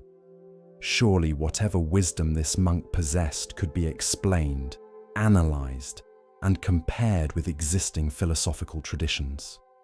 Curious, he decided to visit. The journey took most of a day. The monk's hermitage stood high among cedar trees overlooking a valley. It was remarkably simple. A small wooden building, a stone path, a garden, a single wind chime hanging near the entrance. Nothing about it suggested extraordinary wisdom. The professor felt slightly disappointed. An old monk opened the door. His robe was plain, his face weathered, his eyes calm. He bowed. "Welcome." Daiichi returned the bow. "I am Professor Daiichi." The monk smiled. "I know." This surprised him. "You do? Several people mentioned you might come." The monk stepped aside. "Please enter." Inside, the room contained very little. A low table, 2 cushions, a small shelf holding several worn books, a kettle warming over a charcoal fire. Nothing more. The simplicity felt almost uncomfortable. Daiichi was accustomed to libraries, stacks of manuscripts, rooms filled with information. This place felt empty. The monk gestured toward a cushion. They sat. For a while, neither spoke. Finally, the professor cleared his throat. "I have spent many years studying wisdom traditions." The monk nodded. "I have examined countless teachings." Another nod.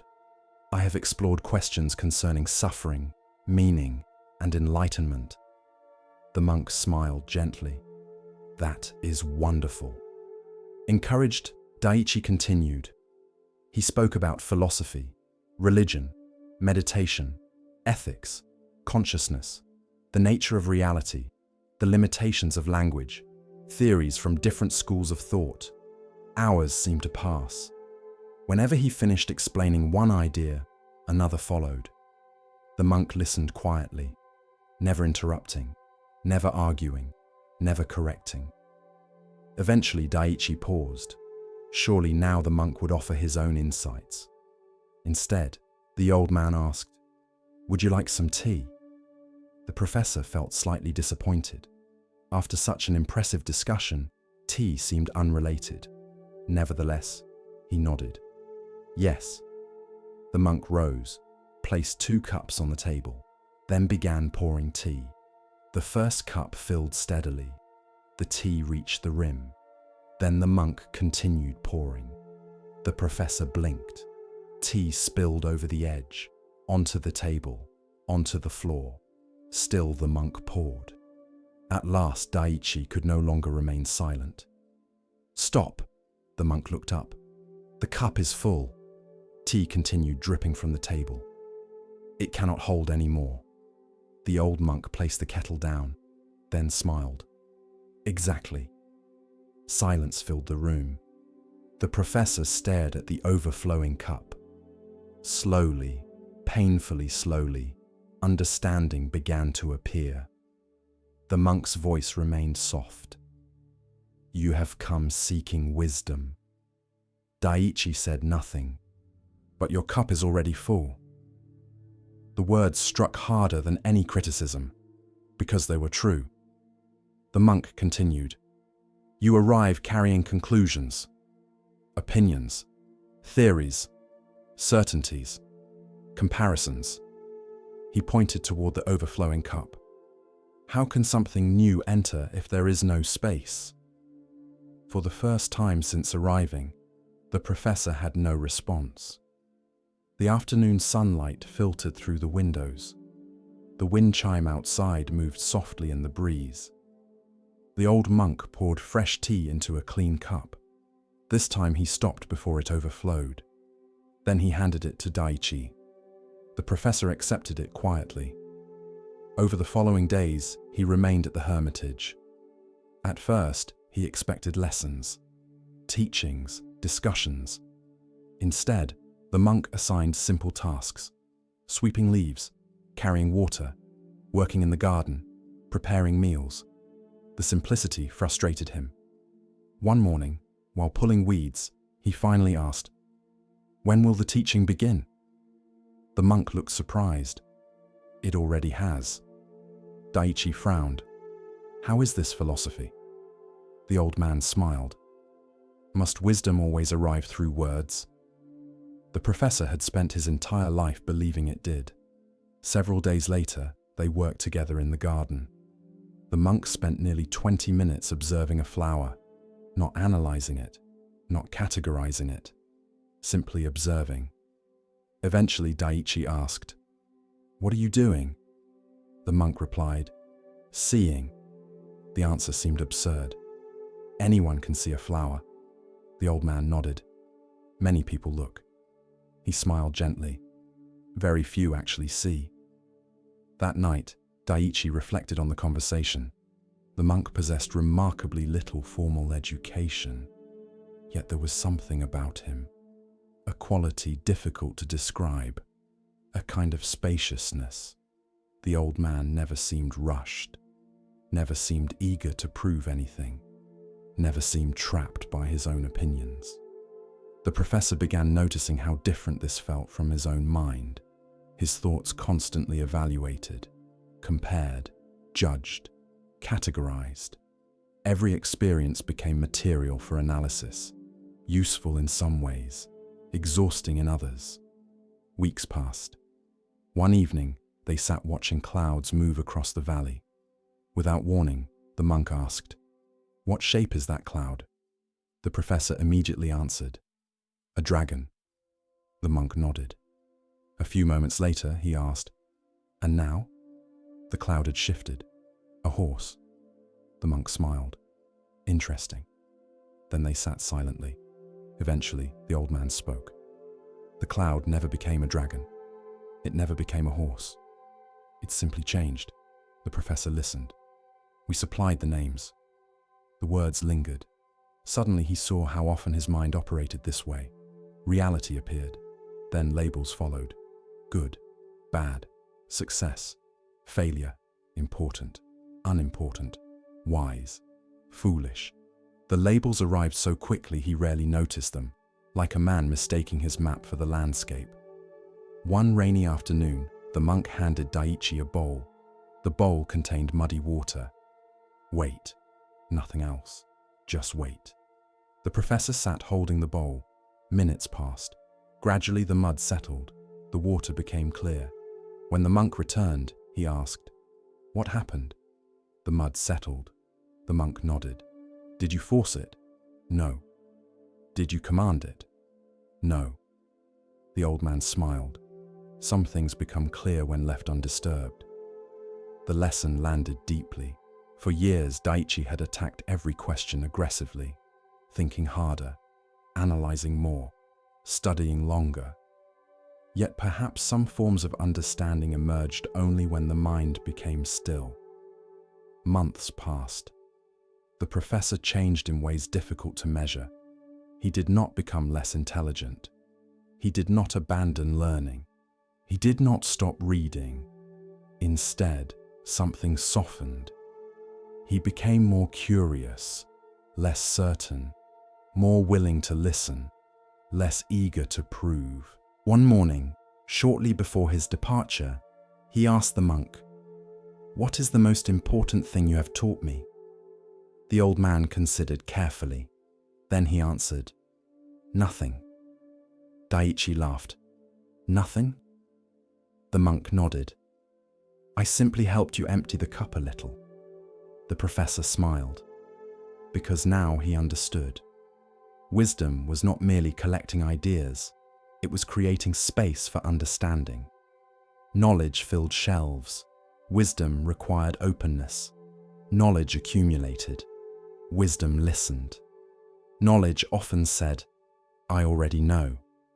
Wisdom asked, "What am I missing?" On the day he left, the monk walked with him to the edge of the mountain path. The valley stretched below them. Birds moved through the morning sky. The world felt larger than it once had.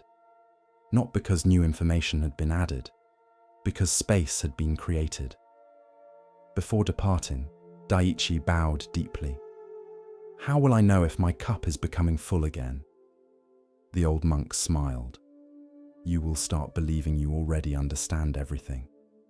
The professor laughed. Then he began the journey home. Years later, his students noticed a remarkable change. The famous scholar still taught, still wrote, still studied. Yet now he listened more than he spoke, asked more questions than answers.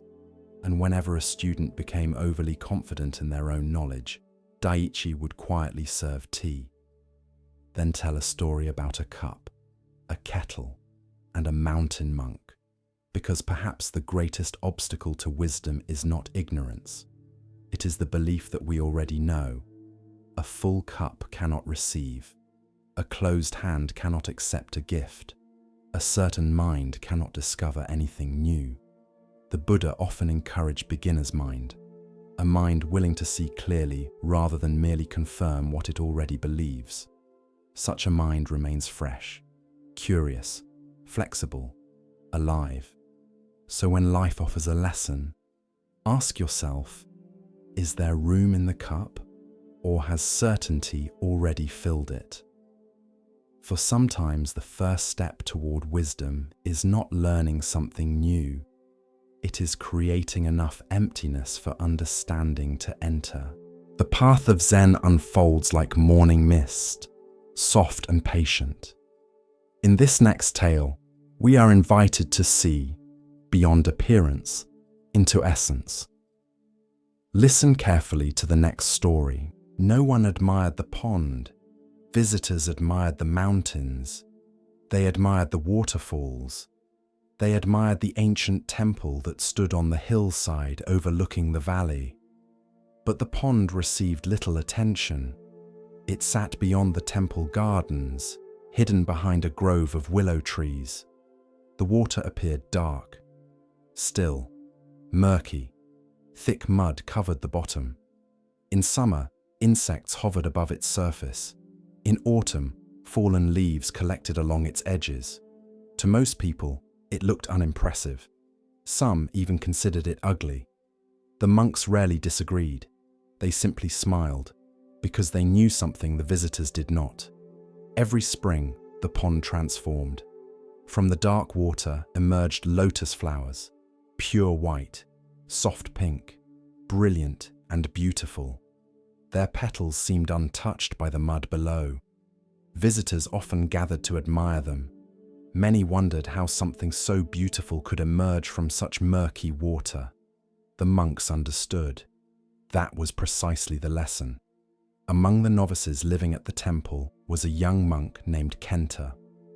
Kenta had not always imagined becoming a monk. As a child, he dreamed of many things: traveling, studying, building a successful life, perhaps even becoming a famous scholar. Then life changed. His father died unexpectedly. His family's financial situation collapsed. Several relatives argued bitterly over inheritance. Friends drifted away. The future he imagined disappeared. By the age of 19, Kenta felt broken, lost, directionless. The monastery offered refuge, food, shelter, silence. Most importantly, distance from the chaos he carried inside. Yet even after entering monastic life, peace did not arrive. His body sat in the temple. His mind remained trapped in the past. Every day, he compared his life to the life he believed he should have lived. Every day, he replayed disappointments. Every day, he asked the same question: why did this happen to me? Other novices seemed happier, more stable, more focused. Kenta felt damaged. One spring morning, after a particularly difficult meditation session, he walked alone through the temple grounds. The sky was grey. Rain threatened. His thoughts felt heavy. Eventually, he found himself standing beside the pond. The water looked especially dark that morning. Mud churned near the surface after several days of rain.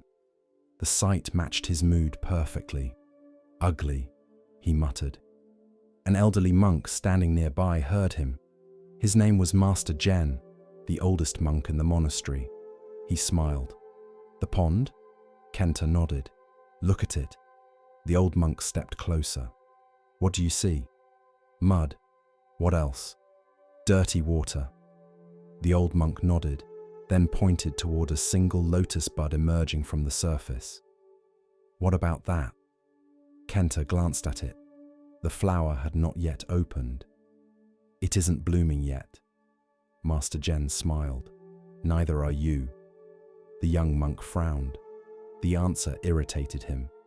He had come seeking understanding, not riddles. The old monk seemed unconcerned. He simply walked away, leaving Kenta alone with the pond. Over the following weeks, spring deepened. The lotus bud slowly opened. Then another, then another. Soon, dozens of flowers covered parts of the pond. Visitors arrived to admire them. Many took long walks just to see the blossoms. Kenta found himself returning frequently, not because he loved flowers, because he couldn't stop thinking about the old monk's words. Neither are you. One afternoon, while helping in the garden, he finally asked Master Jen directly, "What did you mean?" The old monk continued trimming a shrub. "The lotus. What about it?" "It grows from mud." Kenta nodded. "I know." The monk smiled. "Most people stop there." The young novice waited. The old monk continued. "The flower does not grow despite the mud. It grows because of it." Silence followed. Kenta frowned. The statement felt important, yet he didn't fully understand it. That evening, he sat beside the pond long after sunset. The lotus flowers rested silently upon the water. He thought about his life, his father's death, the financial struggles, the loneliness, the disappointments, all the experiences he wished had never happened. Mud, years of mud. The realization felt uncomfortable, because if Master Jen was correct, perhaps he had been viewing his life incorrectly. Several days later, another lesson arrived. A wealthy merchant visited the monastery. The man possessed everything Kenta once desired: fine clothing, influence, money, status. The novice found himself immediately jealous. For several days he observed the visitor. Then something surprising happened. The merchant requested a private conversation with the abbot. Afterward, rumors spread. The man was deeply unhappy. His marriage was failing. His children barely spoke to him. He suffered from constant anxiety. The wealth that appeared so attractive from a distance had not protected him from suffering. The realization unsettled Kenta. Pain, it seemed, visited everyone. Different forms, different circumstances, the same human experience. Several weeks later, Master Jen assigned him an unusual task. Each morning, Kenta was instructed to care for the lotus pond, removing debris, monitoring water levels, protecting the flowers from damage. At first, he considered the work boring. Then something changed. Day after day, he observed the flowers closely. He noticed how slowly they grew, how they pushed upward through murky water, how storms bent them without destroying them, how some blooms opened beautifully while others struggled. The pond became a teacher. One morning, he discovered a lotus flower damaged by insects. Several petals were torn. The blossom would never look perfect. His first instinct was disappointment. Then he paused. Despite the damage, the flower remained beautiful, not because it was flawless, because it was alive. The insight lingered. Months passed. Summer arrived.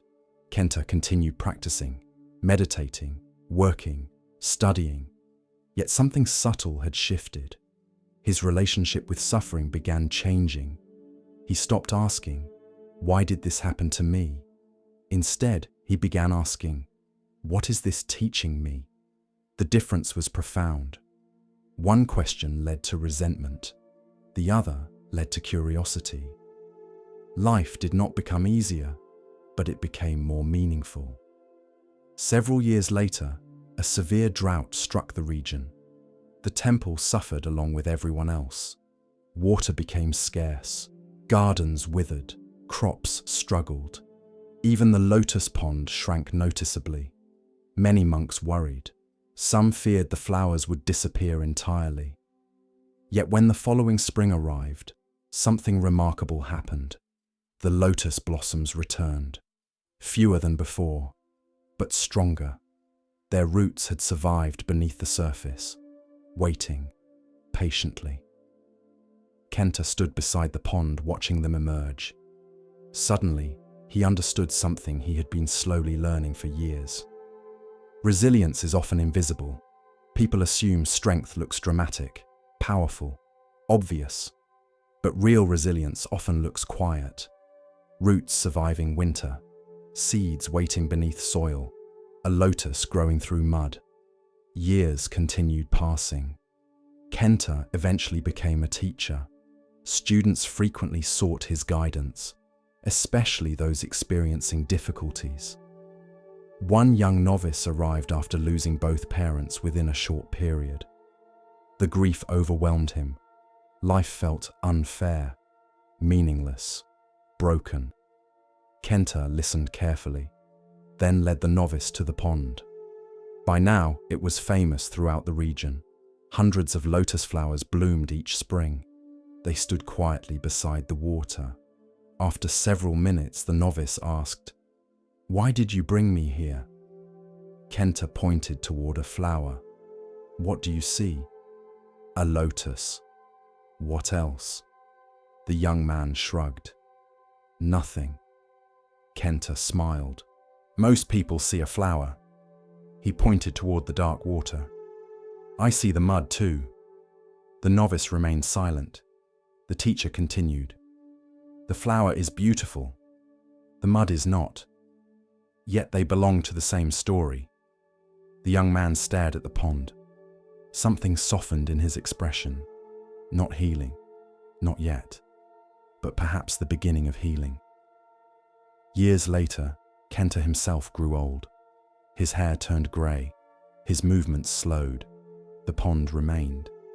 Each spring, lotus flowers continued blooming.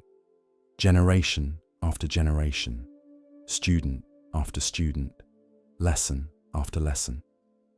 One evening, while sitting beside the water at sunset, a visitor asked him, "What is the greatest lesson the lotus teaches?" Kenta reflected carefully, then answered, "That suffering is not always an obstacle." The visitor looked surprised.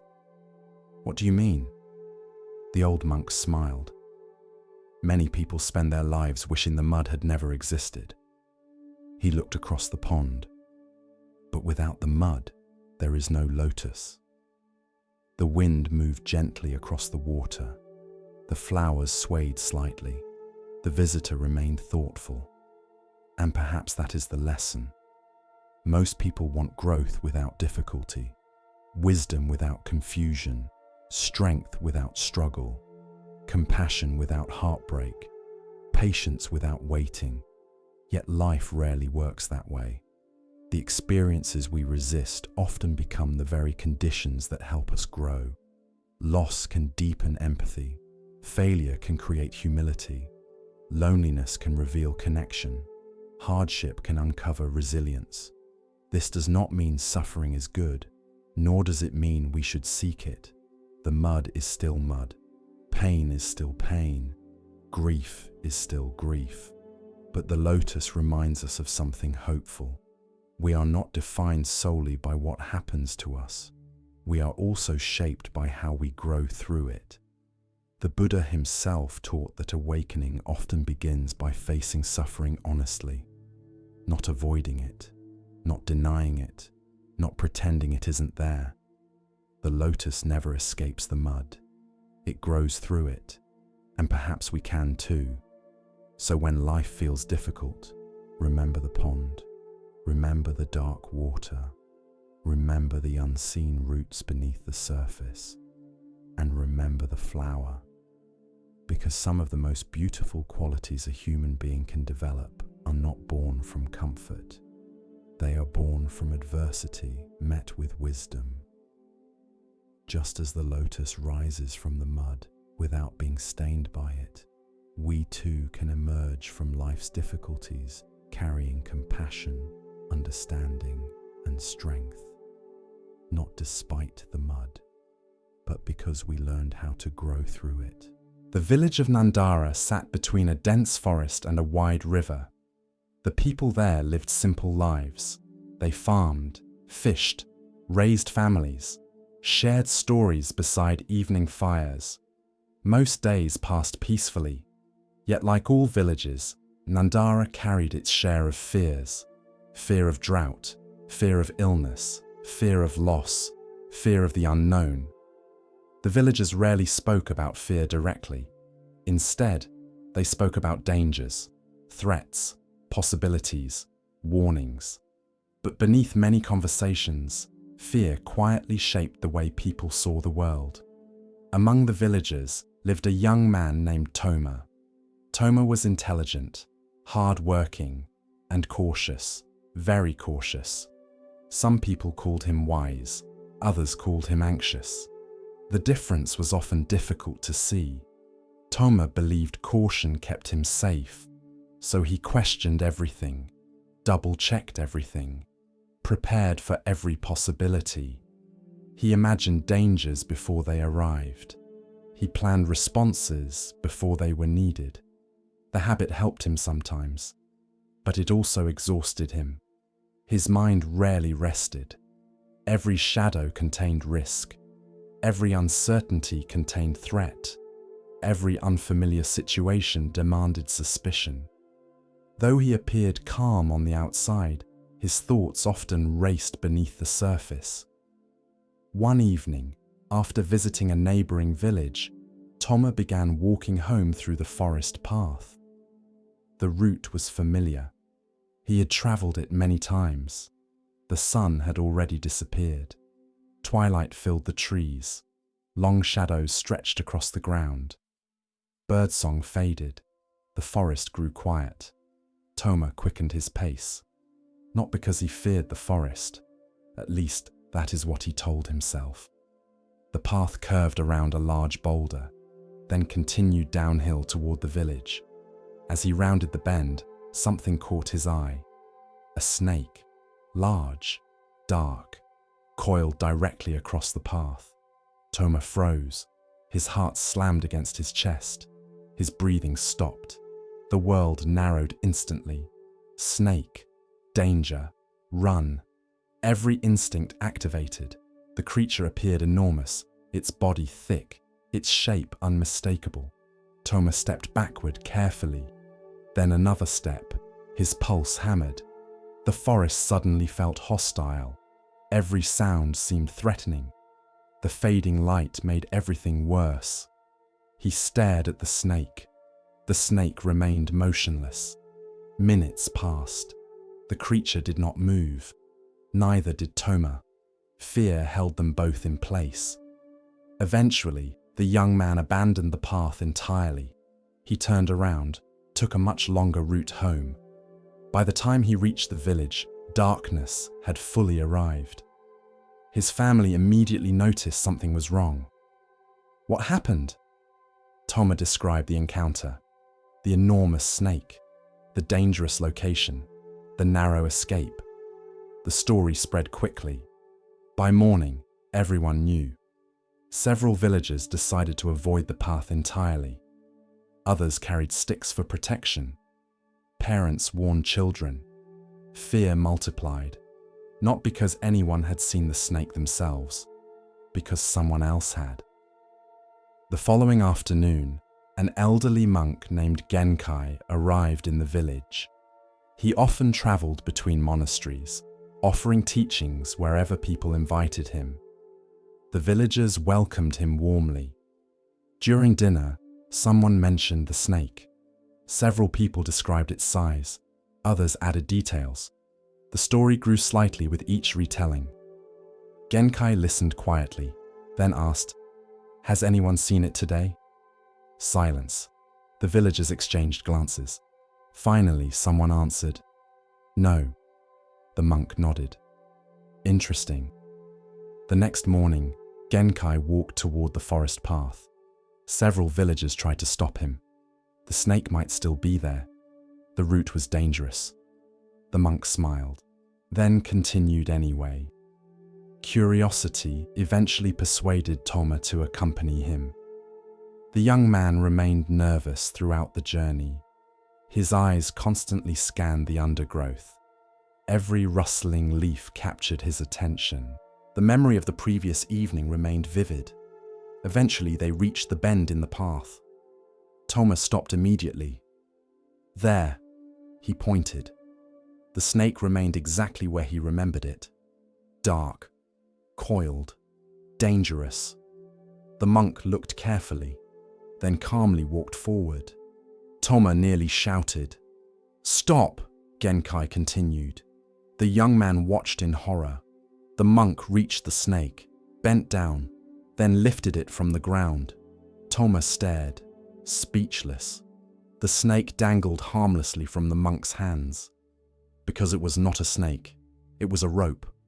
Old, weathered, darkened by rain and dirt, but undeniably a rope. The realization struck like lightning. Toma stood frozen. His fear had felt completely real. His racing heart, his panic, his certainty, all real. Yet the snake never existed. Only the rope existed. The monk smiled gently. "What frightened you?" Toma swallowed hard. "The rope." Genkai shook his head. "No." The young man frowned. "What do you mean?" The monk laid the rope beside the path. The rope caused confusion. He looked kindly at Toma. "Your mind created the snake." The words lingered long after they returned to the village. For several days, Toma could think of little else. His fear had been genuine, yet its object had been imaginary. How many other fears operated the same way? The question unsettled him, because he suspected the answer might be uncomfortable. Weeks later, another incident occurred. A merchant failed to arrive when expected. Toma immediately imagined problems, accidents, robbery, disaster. The familiar cycle began. Then he remembered the rope. He paused, took a breath, and waited. The merchant arrived the next morning, delayed by rain, nothing more. Again, the mind had created a snake. Months passed, the lesson deepened.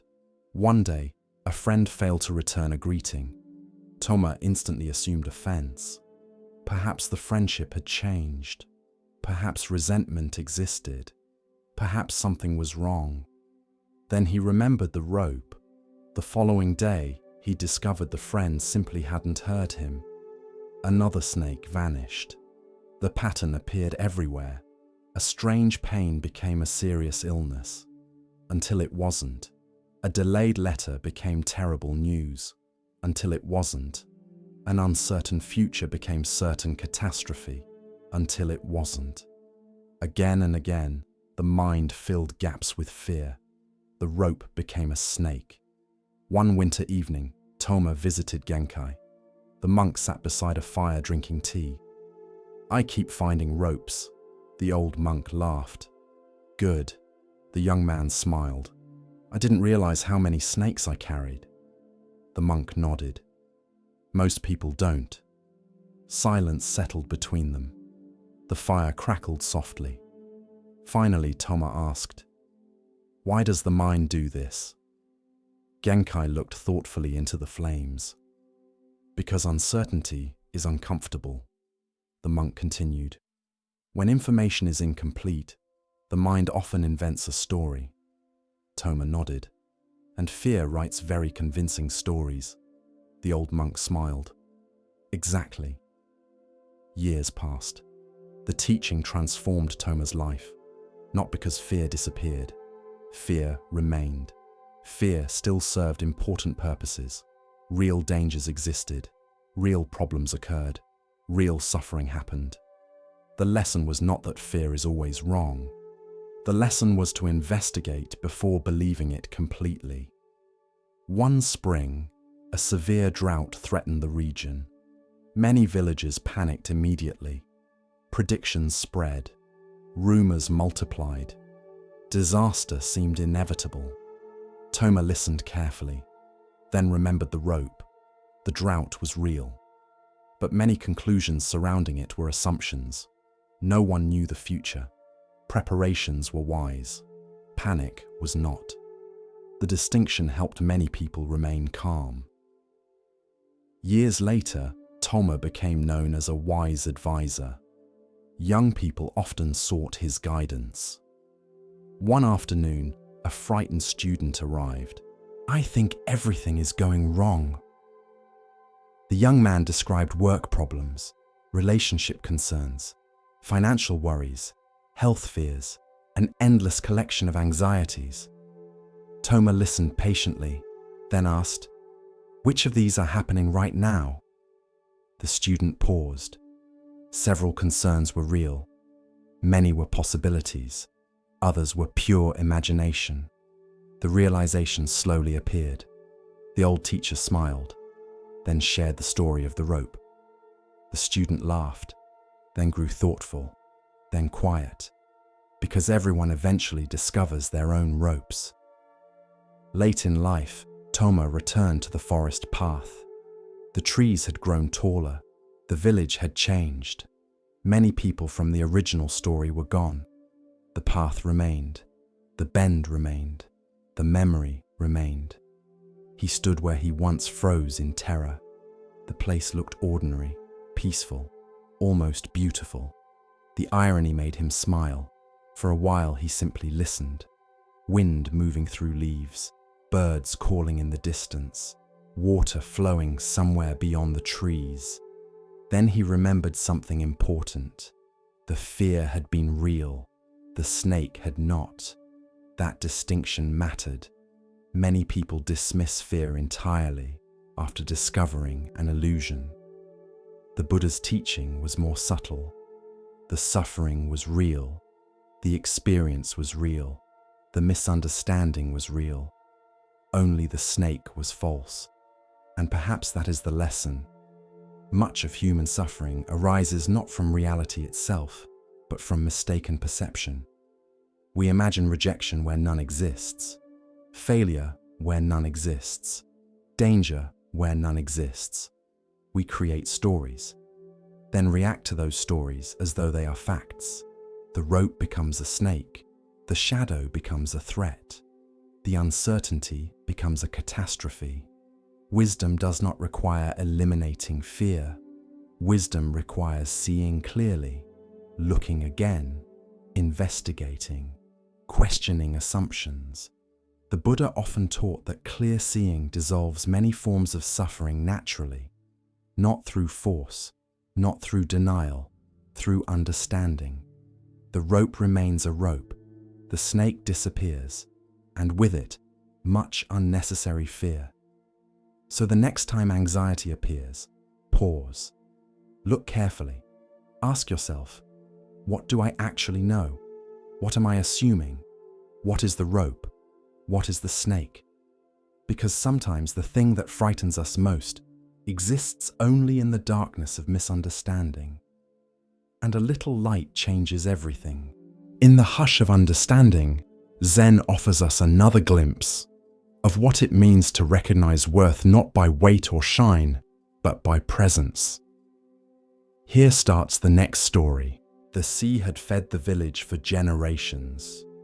Every morning before sunrise, while the sky was still dark blue and the stars had not yet faded, the fishermen of Minato carried their nets to the shore.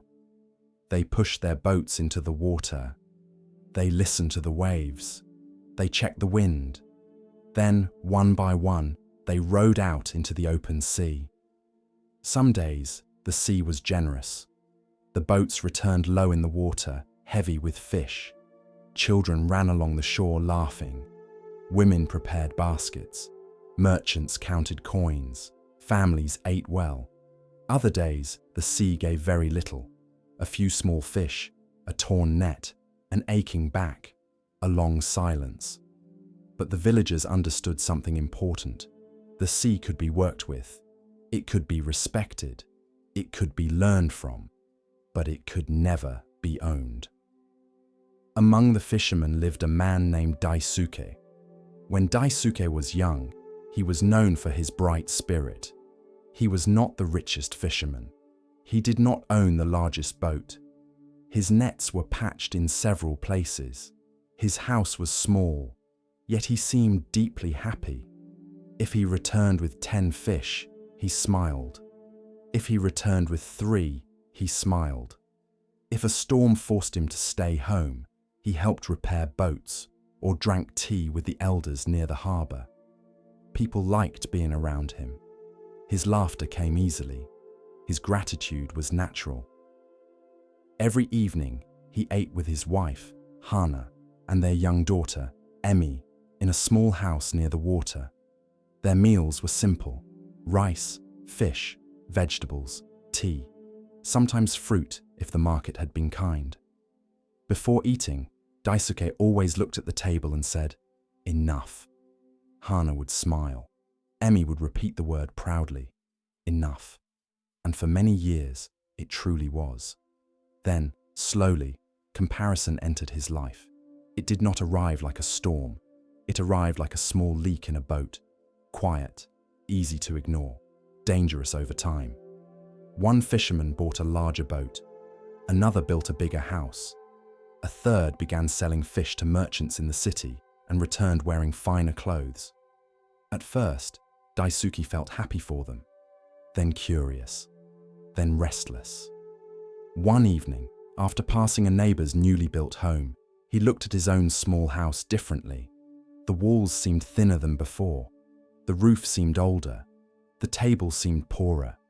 Nothing had changed, except his seeing. That night, when Hana placed dinner before him, she waited for the familiar word, "Enough." But Daisuke said nothing. He only looked down at the meal. Hana noticed. "What is it?" He shook his head. "Nothing." But it was not nothing. A new thought had entered him. Maybe this is not enough. From that day forward, the thought grew. When his catch was small, he felt ashamed. When his catch was large, he wondered why it was not larger. When neighbors succeeded, their happiness felt like an accusation. When others praised his work, he barely heard them. He began rising earlier, returning later, repairing nets late into the night. Hana admired his effort at first, then worried. "You work as though something is chasing you," she said one evening. Daisuke laughed. "I am only trying to improve our life. Our life is not bad." I did not say it was, but his voice was sharp, sharper than he intended. Hana said nothing more. Outside, the waves moved gently against the shore. Inside, something less gentle had begun moving through his heart. One morning, rumors spread through the village. A golden fish had been seen beyond the western reef. Not golden in the way ordinary fish flash beneath sunlight. Truly golden. Its scales shone like coins. Its fins moved like silk. An old fisherman claimed he had seen it leap from the water at dawn, glowing brighter than the sunrise. Another said it was no ordinary fish, but a blessing from the sea. A merchant claimed that nobles in the city would pay a fortune for such a creature. By sunset, the entire village was talking. Some laughed, some doubted, some dreamed. Daisuke listened silently, but inside him, something awakened. A golden fish, one catch, one miracle, one moment that could change everything. That night, he could not sleep. He imagined the fish in his net. He imagined merchants gathering around him. He imagined coins spilling across his table.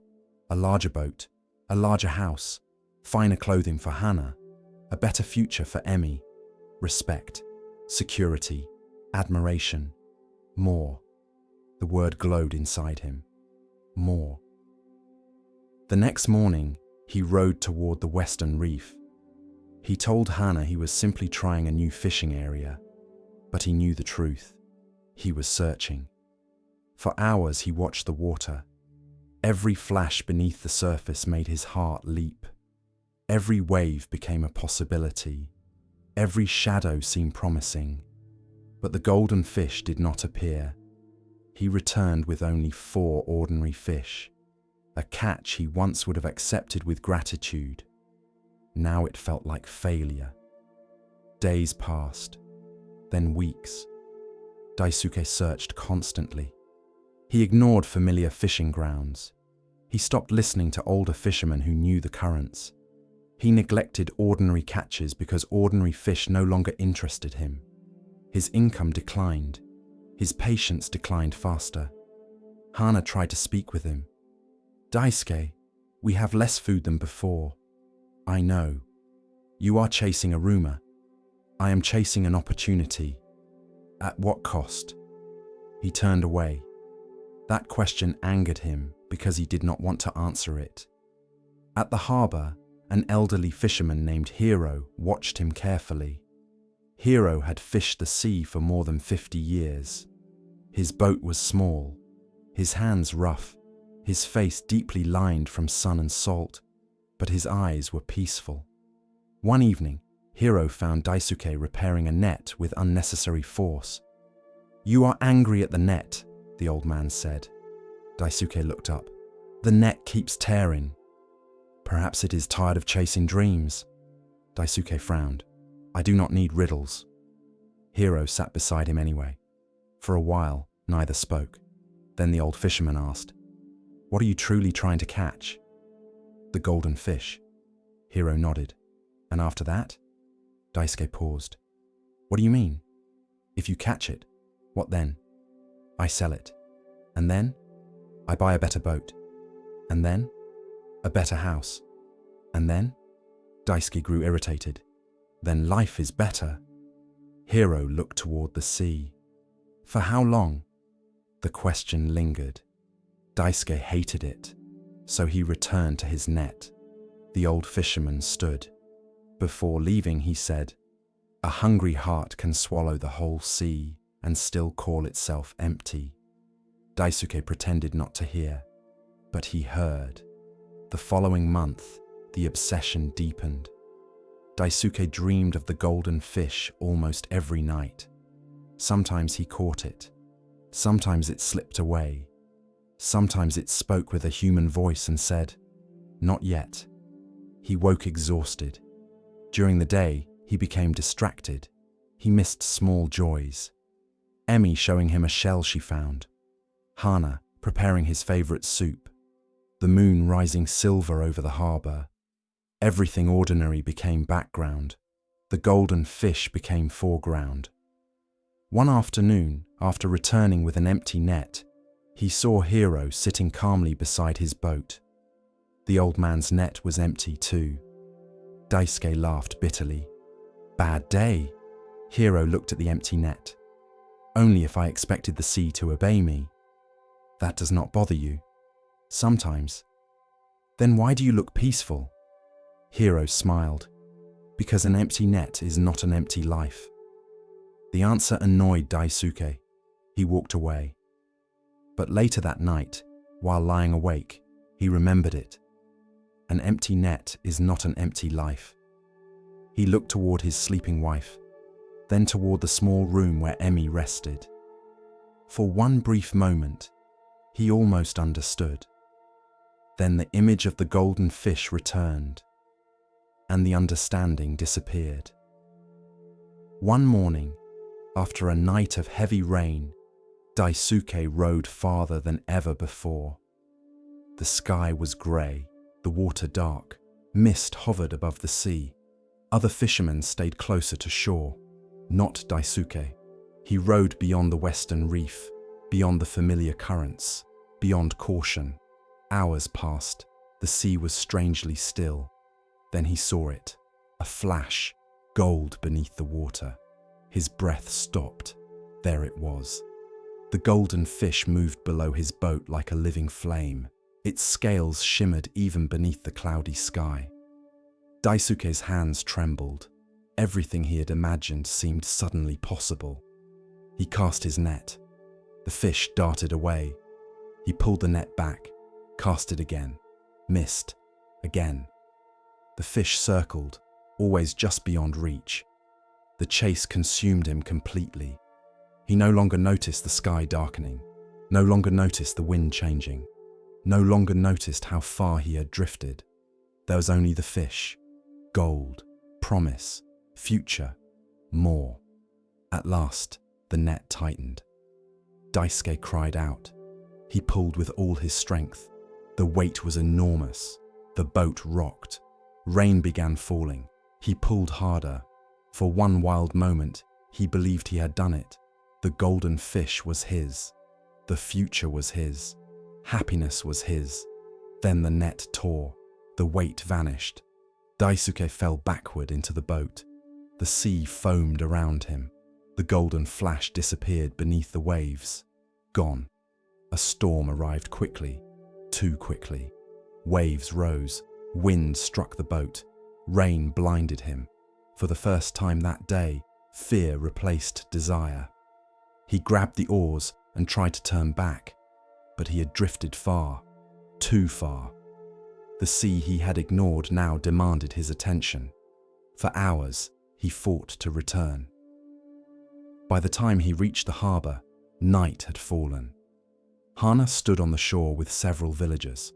Her face was pale with fear. Emi clung to her robe. When Daisuke stepped from the boat, soaked and shaking, Hana ran to him. For a moment, he expected anger. Instead, she embraced him. "You came back," she whispered. Something broke inside him. Not loudly, not dramatically, quietly. Because for one moment he saw clearly. He had almost traded this embrace for a fish. That night, he sat awake beside the cold hearth. His body ached. His hands were cut from the ropes. His net was ruined. His catch was gone. The golden fish was gone. But the worst part was not the loss. It was the realization. He had been losing long before the storm. Losing meals, losing laughter, losing peace, losing the ability to say enough. The next morning, he carried his torn net to Hiro.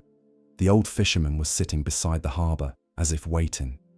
Daisuke placed the net down. "I saw it," Hiro nodded. "The golden fish?" "Yes. And? I almost caught it." The old man looked at him carefully. "Almost?" Daisuke lowered his head. "It tore the net." Hiro said nothing. Daisuke continued. "I thought catching it would make my life full." His voice grew quieter, but chasing it made everything empty. The old fisherman's face softened. For a long time, they listened to the waves. Then Hiro said, "The fish was never the problem." Daisuke nodded slowly. "My wanting was." "Not wanting," Hiro corrected gently. "Craving." Daisuke looked at him. Hiro continued. "Wanting can guide a life. Craving consumes it." The words entered him deeply. The old man picked up the torn net. Contentment does not mean refusing to fish. It means knowing the value of what is already in the boat. Daisuke covered his face with his hands. For the first time in many months, he wept. Not for the golden fish, for himself, for the man he had become, for the simple joy he had abandoned. The healing did not happen immediately. Deep habits rarely disappear in one day. For weeks, Daisuke still looked toward the western reef. Part of him wondered if the fish would appear again. Part of him wanted to search. But each time the craving rose, he practiced pausing. He looked at the boat beneath him, the net in his hands, the morning sky, the water, his breath. "Enough," he whispered. At first the word felt forced, then familiar, then true. One evening, after returning with a modest catch, he placed dinner on the table. Rice, vegetables, fish, tea, nothing extraordinary. Hana watched him carefully. Emi looked at the food. For a long moment, silence filled the room. Then Daisuke smiled softly and said, "Enough." Hana's eyes filled with tears. Emi repeated the word, "Enough." And this time, Daisuke felt it. Years passed. The story of the golden fish continued spreading through the village. Some claimed it was real, others called it imagination. Daisuke never argued either way. He knew what he had seen, but he also knew the fish itself mattered less than what it revealed. From time to time, younger fishermen asked him about it. One ambitious young man once said, "If I saw it, I would catch it." Daisuke smiled. "Perhaps. You would not try again?" The older fisherman looked toward the sea, then answered, "I still fish." "But not for that?" Daisuke paused. "I fish for what the sea gives." The young man frowned. "That sounds small." Daisuke laughed gently. "It only sounds small to a hungry mind." Late in life, Daisuke often sat beside Hiro's old place near the harbor. Hiro had passed away years before, but his words remained like stones worn smooth by waves. An empty net is not an empty life. A hungry heart can swallow the whole sea and still call itself empty. Wanting can guide a life. Craving consumes it. Daisuke understood them now, not as clever sayings, as lived truth. One sunset, Emi, now grown, sat beside him. She had a child of her own. The little boy played with shells near the water. Emi looked at her father. "Do you regret chasing it?" Daisuke watched the sea. For a long time he said nothing. Then he answered, "Yes." She waited. "And no." Emi smiled slightly. "That sounds like something old Hiro would say." Daisuke laughed. "Perhaps he finally taught me." He looked toward the horizon. "I regret the pain I caused, the time I lost, the way I forgot what mattered." He paused. "But if I had never chased the golden fish, perhaps I would never have seen the emptiness in my own heart." The waves moved gently against the shore, so even that became a teacher. As darkness settled, the sea reflected the first stars. The boy ran toward them, holding a small shell. "Grandfather, look!" Daisuke took it carefully. It was ordinary, brown and white, chipped along one edge, the kind of shell he had ignored thousands of times. But this time he looked closely. Its spiral, its smoothness, its quiet beauty. He smiled. Beautiful. The child beamed. And in that simple moment, Daisuke felt richer than he ever had while dreaming of gold. And perhaps that is the lesson. Greed rarely begins as greed. It begins as comparison, as restlessness, as the thought that what we have is not enough because someone else appears to have more. Then craving enters. It promises happiness later, after the next catch, after the next purchase, after the next achievement, after the golden fish. But the promise keeps moving. The Buddha taught that craving is one of the roots of suffering. Not because desire itself is evil. Desire can help us grow, learn, build, and care. But craving is different. Craving says, "This moment is worthless unless it gives me what I want.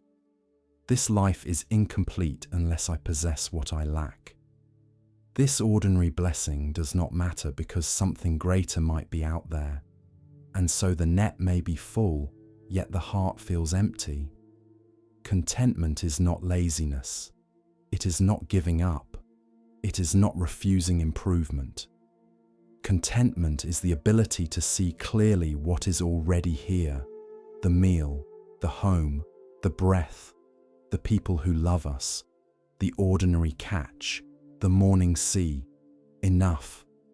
A person may still fish, still work, still dream, still grow, but without letting craving devour the present.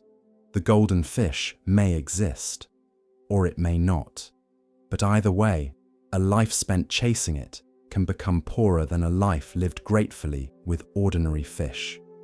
So when your mind says more, pause. Look into your net. Look around your table. Look at the people beside you. Ask gently, is my life truly empty, or have I simply forgotten how to see what is already here? For sometimes the greatest treasure is not the golden fish we finally catch. It is the quiet freedom of no longer needing it to feel whole. Far beyond the great rivers and trade roads, hidden between steep mountains, stood a small village known as Echo Valley. The village itself was ordinary. Simple wooden homes, terraced fields, a winding stream, a stone bridge crossing the water. Nothing about it seemed unusual, yet travelers remembered it long after they left, not because of the scenery, because of the echoes. The mountains surrounding the valley created a strange phenomenon. Every sound returned, not once, many times. A shout could bounce between cliffs for nearly a minute.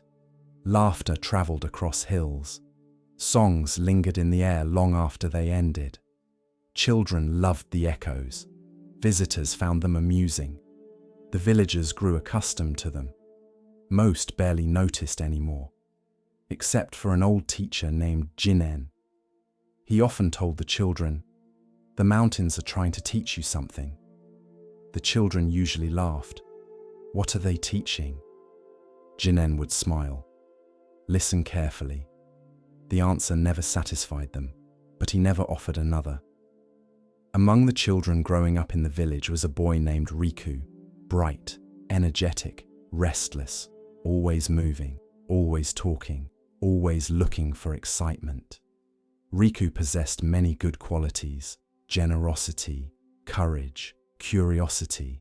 Yet he also had a habit that created problems. He acted before thinking. Words escaped his mouth before wisdom caught them. Actions happened before consequences entered his mind. The pattern caused trouble constantly. One day, he mocked another child. The words spread quickly. Friendships suffered. Another day, he broke a tool while showing off. Someone else had to repair it. Another day, he lied to avoid punishment. The lie created even larger problems. Again and again, the same cycle repeated. Action first, consequences later. The distance between the two prevented learning, at least for a while. One afternoon, Riku wandered into the hills with several friends. The children climbed rocks, explored caves, played games. Eventually, they reached a cliff overlooking the valley. The location was famous for its echoes. Anything shouted from that spot returned louder than expected. One of the boys cupped his hands around his mouth. "Hello!" the mountains answered. "Hello! Hello! Hello!" The children laughed. Another shouted, "Good morning!" The greeting returned repeatedly. "Good morning, good morning, good morning." Then Riku had an idea, a mischievous one. He shouted an insult, a cruel insult directed toward another child in the village. The words bounced across the mountains, returning again and again and again. The children laughed, except one, a quiet girl named Hana. She frowned. That wasn't nice. Riku shrugged. It was only a joke. The answer ended the conversation, but not the lesson. The following morning, trouble appeared. The insult had traveled farther than expected. Several people heard it, including the child it targeted. Feelings were hurt. Arguments followed. Parents became involved. What began as a moment of amusement created several days of conflict. Riku felt frustrated. It was only words. His mother looked at him carefully. Words are never only words. The answer annoyed him, mostly because he didn't understand it. Several weeks later, the harvest season began. Everyone in the village helped. Children carried baskets. Adults worked the fields. The entire community participated. One afternoon, while gathering vegetables, Riku grew bored. Very bored. The work felt repetitive, slow, uninteresting. While no one watched, he began cutting corners, skipping tasks, leaving small sections unfinished. After all, who would notice? The missing work seemed insignificant. One small area, then another, then another. At sunset, he returned home satisfied. He had finished early, avoided effort, and escaped consequences, or so he thought. Several days later, problems emerged. The unfinished sections attracted pests. The pests spread. Damage increased. Extra labor became necessary. The entire village spent time fixing problems that never needed to exist. Again, a small action produced larger consequences. Again, Riku failed to connect the two, at least initially. One evening, after hearing about the situation, old Jinen approached him. The teacher carried a walking stick carved from mountain cedar. His hair was white, his movements slow, yet his eyes remained remarkably alert. The old man sat beside the boy.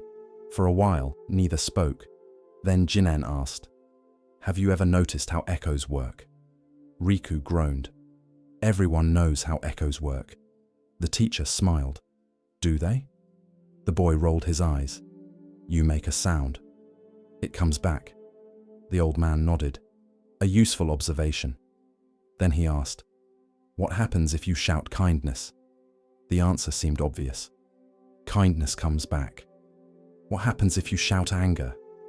Anger comes back. The teacher smiled. Interesting. The conversation ended, at least externally. The lesson had only begun. Winter arrived early that year. Snow covered the valley. The fields rested beneath white blankets. Life slowed. One afternoon, a fierce storm trapped several travelers near the village. The weather became dangerous. Visibility disappeared. Temperatures dropped. The villagers organized help immediately. Food, shelter, blankets. Everyone contributed, including Riku. At first, he participated reluctantly. Then something unexpected happened. One of the travelers recognized him. Several years earlier, Riku's family had helped the man's family during a difficult time. The traveler remembered. Clearly, deeply. He spoke about it with gratitude. The boy listened carefully. The event happened years ago, yet its effects continued. Like an echo, the realization struck him. Good actions return too, not always immediately, not always predictably, but they returned. The lesson deepened over the following months. Riku began noticing patterns. A kind word often led to another. Patience created trust. Trust created friendship. Friendship created support. Small actions rippled outward, farther than expected. The same proved true of negative actions. A careless comment created resentment. Resentment created distance. Distance created misunderstanding. The chain continued. The world suddenly appeared more connected than before, like a pond disturbed by a single stone.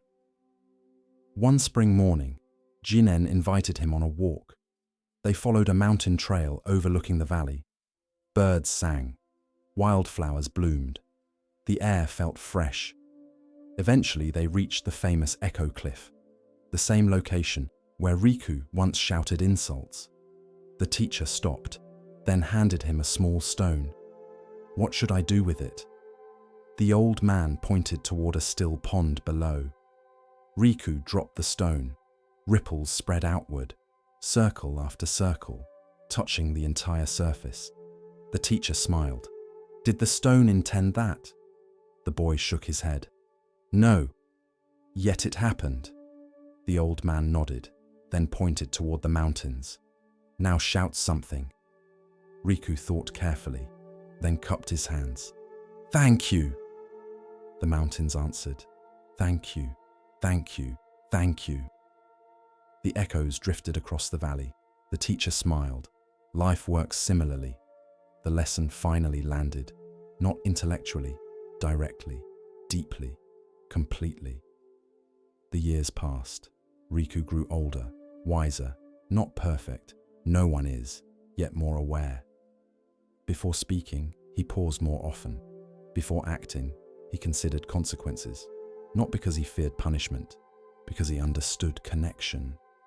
Every action entered the world, then continued traveling, sometimes visibly, sometimes invisibly, but rarely ending where it began. One summer, a younger child approached him.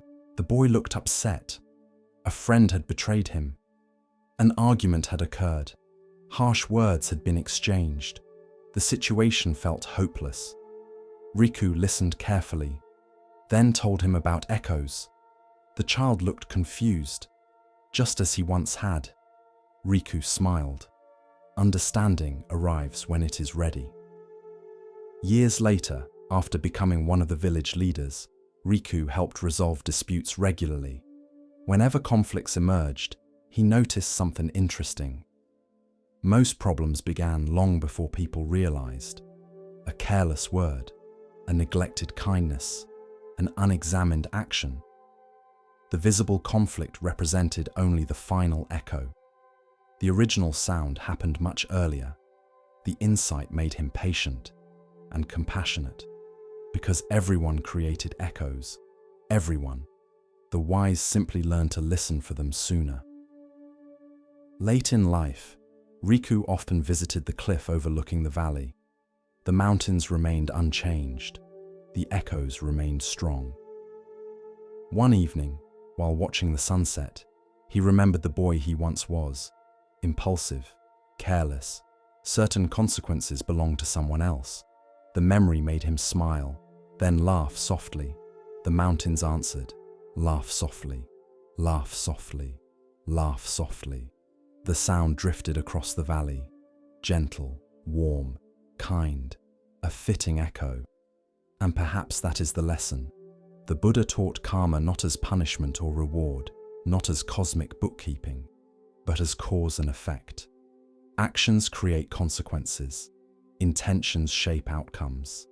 The Village of Echoes reminds us that life continuously reflects what we send into it. Words matter. Actions matter. Choices matter. Because nothing exists in isolation. Every act becomes a cause. Every cause becomes a condition. Every condition influences what follows. Like an echo moving through mountains, like ripples spreading across water. The effects often travel farther than expected, longer than expected, sometimes returning years later. This truth can feel intimidating, but it is also hopeful, because kindness echoes too, generosity echoes too, patience echoes too, compassion echoes too. The smallest action may influence lives we never meet. The smallest kindness may continue long after we forget it. So before shouting into the valley of life, pause. Consider what you wish to hear returning. For sooner or later, the mountains answer, and the echoes always come home. As the lantern of awareness glows a little brighter, we come to a tale about seeing with more than the eyes. Let the stillness guide you now, and listen carefully to the next story.